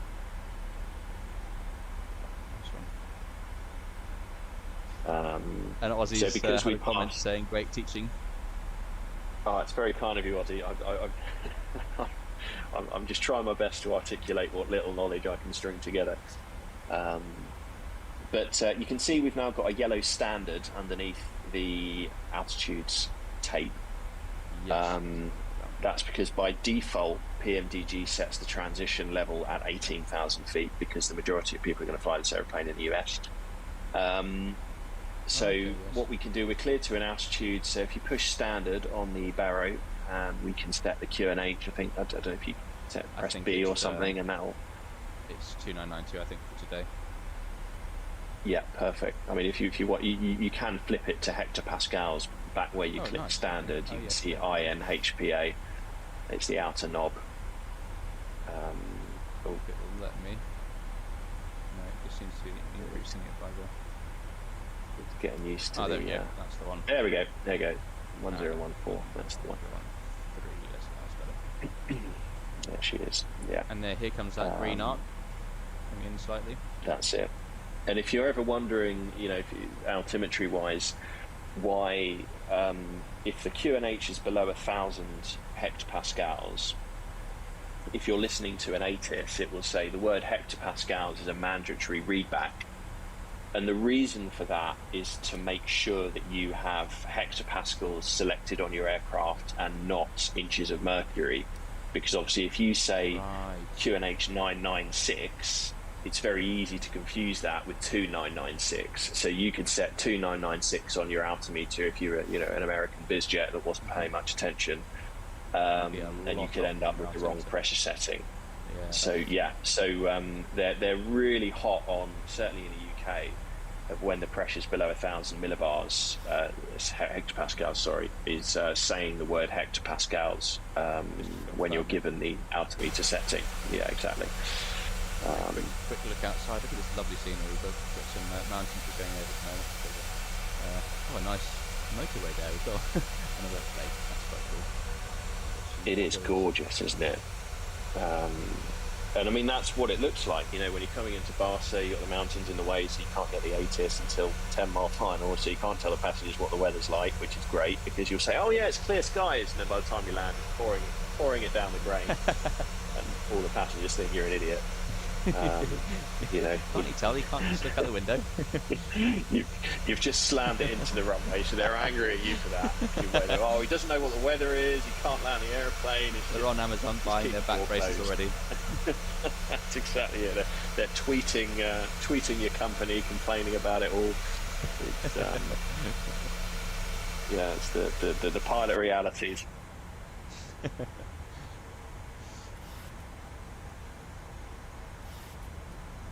But yeah, and you can see there it's slowed itself down now to 240 knots automatically before it goes past 10,000 feet. So it is very good at that. Nice. That's very clever. and then you can see it's nicely on profile. So you're cross-checking these things all the way down. So you do your 10 checks now. So you put your landing lights on. You start preparing the aeroplane. Your runway turn-offs can go on. Yeah, you could give the cabin crew 10 minutes to landing. PA is normally what we do, so they can start cleaning up. Do the sure, 10 minutes to landing, cabin crew, 10 minutes to landing. There it is. That's normally That's perfect. Normally the level of buried the microphone is in your mouth at that time, isn't it? Oh yeah, you have to encompass your entire mouth around the microphone, otherwise it doesn't sound professional enough. And you've got to time the amount of time you say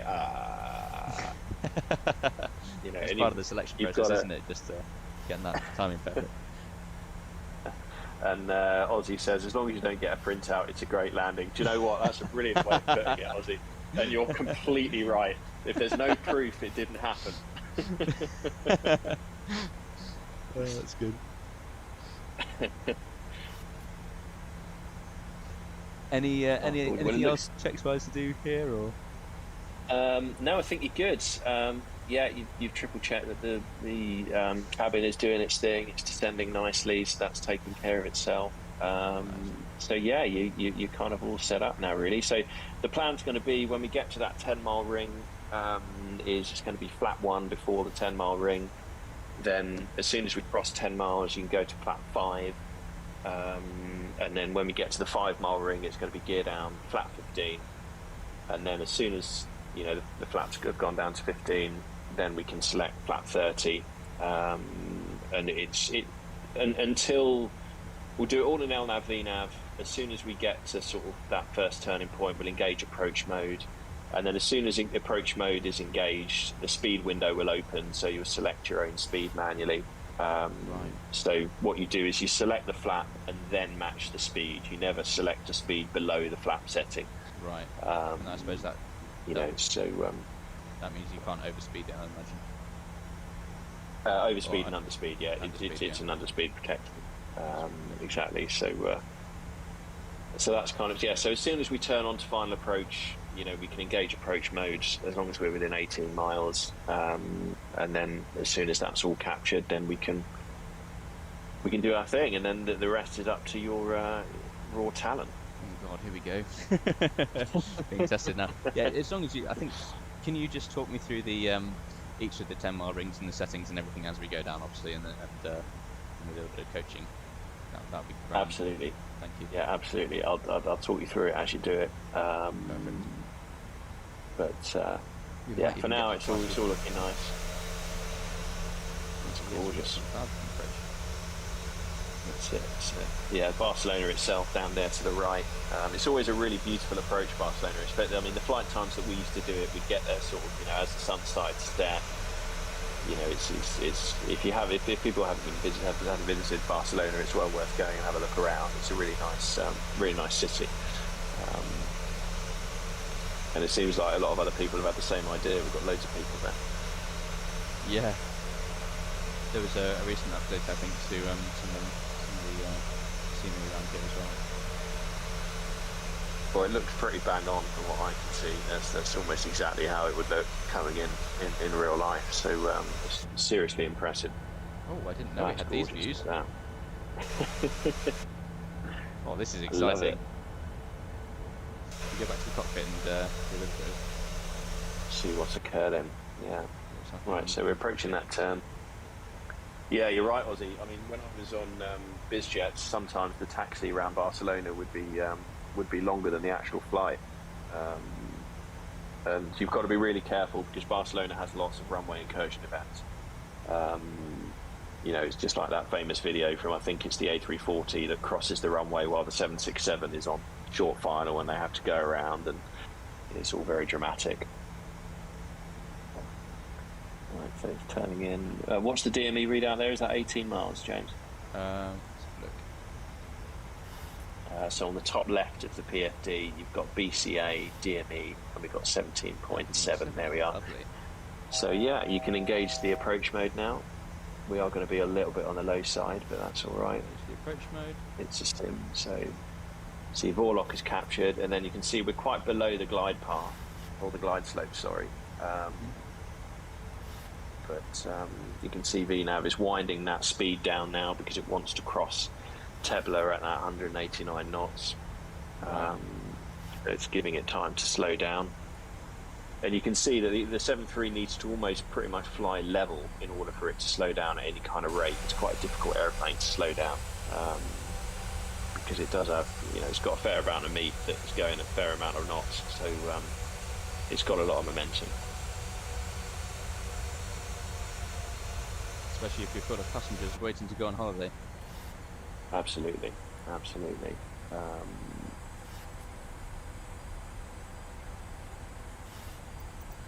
So yeah, we've done a super conservative approach, but that's fine. No one's paying for the fuel today.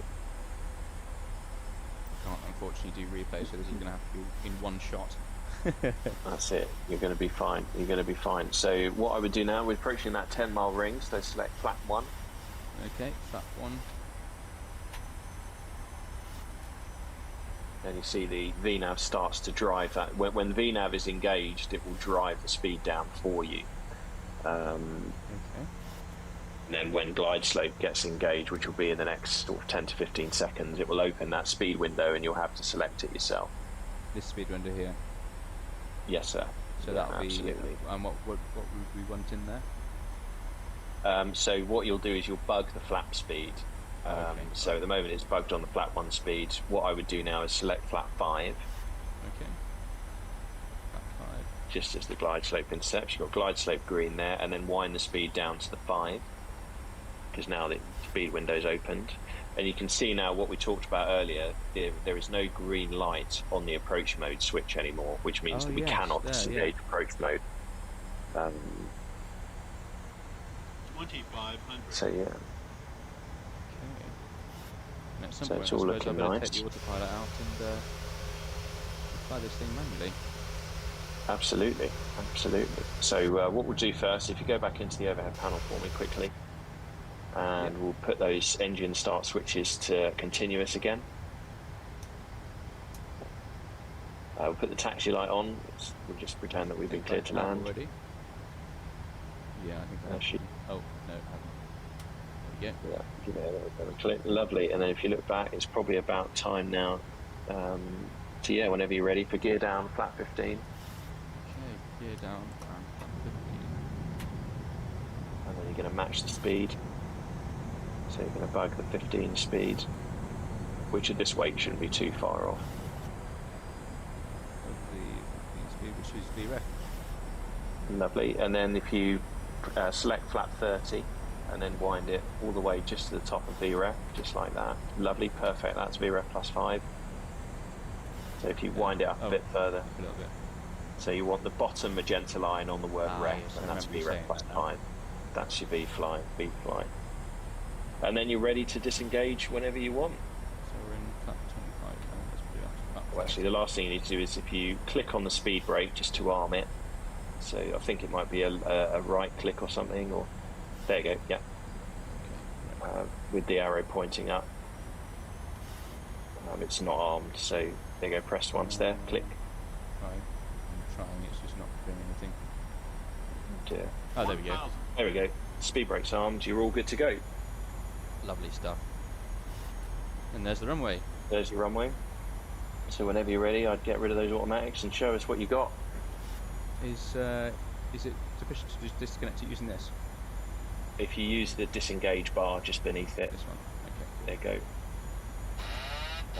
And then press it again, just because otherwise that whaler's not gonna shut up. Try and there we go. There you go. And so normally we use the button on the yoke. If you press the There we yoke go, button twice, there you go, there she is. So Aussie's question, why we cannot select approach mode? So you can't, if the light goes out, Aussie, you can't deselect the mode anymore. The only way we could deselect approach mode now is by deselecting the ILS manually on the radio panel. Perfect. Minimums. A little bit low. Glide slope. Glide slope. Glide slope. Glide flying this slow. entirely visually. Glide slow. Glide I'm slow. hoping for the absolutely. best at the moment. So when it gets to 20 feet, you want to close the thrust levers and just a very small flare, and then it should settle nicely. 50, 30, 20, Okay. 10. Gorgeous. Speed brakes are up, and then it's time to select reverse. Lovely. I haven't actually got reverse calibrator on this one, unfortunately. No, we'll be alright. That was very good. That was And much ready. better than my last landing. We survived! start. Success! We survived! There it is. There it is.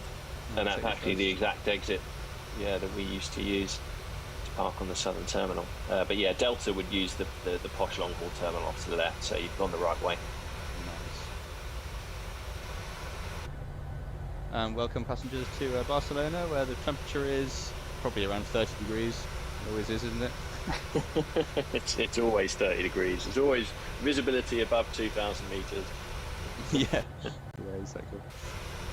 You're getting a lot of Fantastic. compliments on your landing, James. Well Oh, done. thank you. Thanks, everyone. First landing in the 737. Tick. That was very, very good. It was much better than my last landing in the 737, let alone my first. I'm going to try and pull it up to a gate here and try not to crash straight into the terminal. And while we're doing that, any final thoughts, Graham, on any little fun bits on the 7.3? Or it's been an absolute pleasure having you on, by the way. Thank you so much for joining us. Oh, I've had so much fun. Thanks for having me. It's so nice because I'm a long-term simmer. You know, I've been with PMDG since flights in 2004. You know, so I've watched the evolution of the 737 series through the NGX, the NGXU,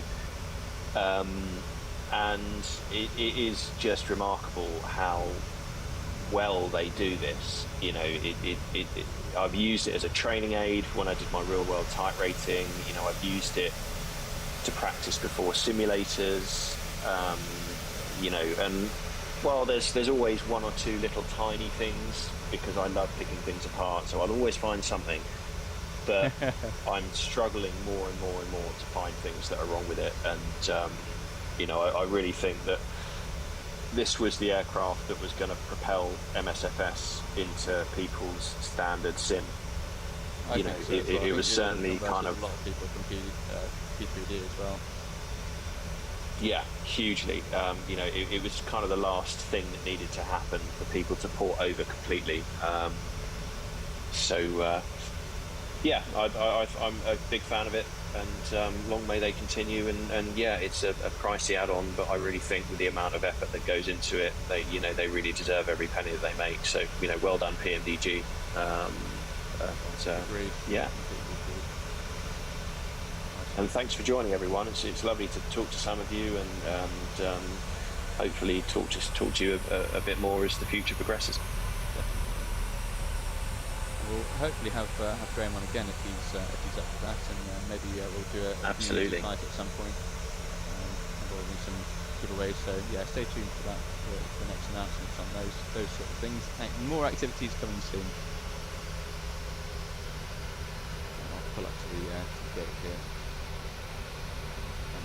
I'll get you to help me with the shutdown process if that's all right, Graham.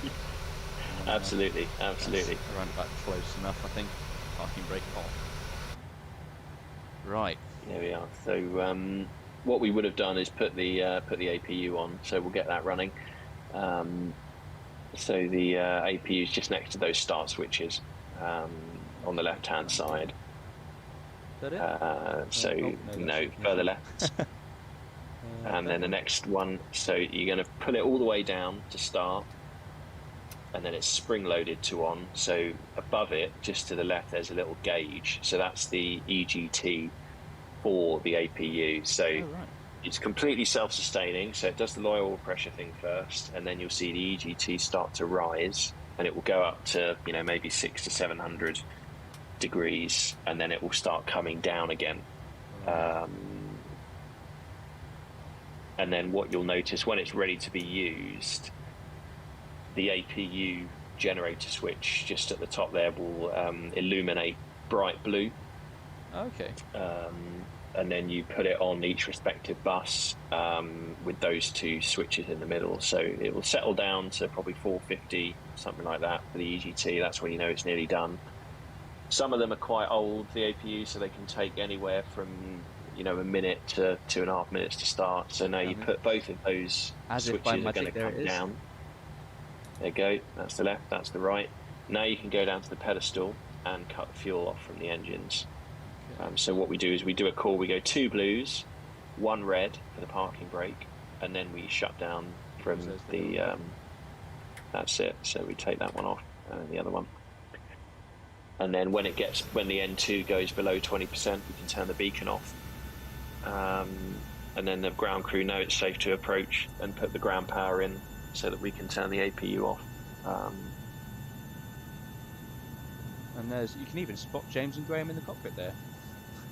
There they are. Graham's already getting his stuff together because it's time to go home. Lovely stuff. All right, and it's past 20%, isn't it? So we can. What was the other bit? Yeah. So as soon as the M2's past 20%, then we can go up and turn the beacon light off. Oh yeah. And then the captain would make a call saying, cabin crew disarm lines and open doors. And then they can start, their checks. And, at Barcelona, you usually get it's anti-collision on the right that you want to turn off. There you go. There we go. It just doesn't want to select it for some reason. Oh well. Yeah, the click spots will need a bit of fine-tuning, won't they? There we go. That's better. So yeah, that's pretty much how it would all go, and then you'd start setting it up for the flight home. Lovely stuff. Well, yeah, thanks very much again, Graham. It's been an absolute pleasure having you on, and thanks for everyone who's come along on the journey and watched. And we'll tune in again another time, sometime soon. Look out for more announcements from Turtle Beach Simulation, and you can follow Graham as well on social media. He's the Pointy Bit on Instagram, and we'll put his links and everything in the description below as well.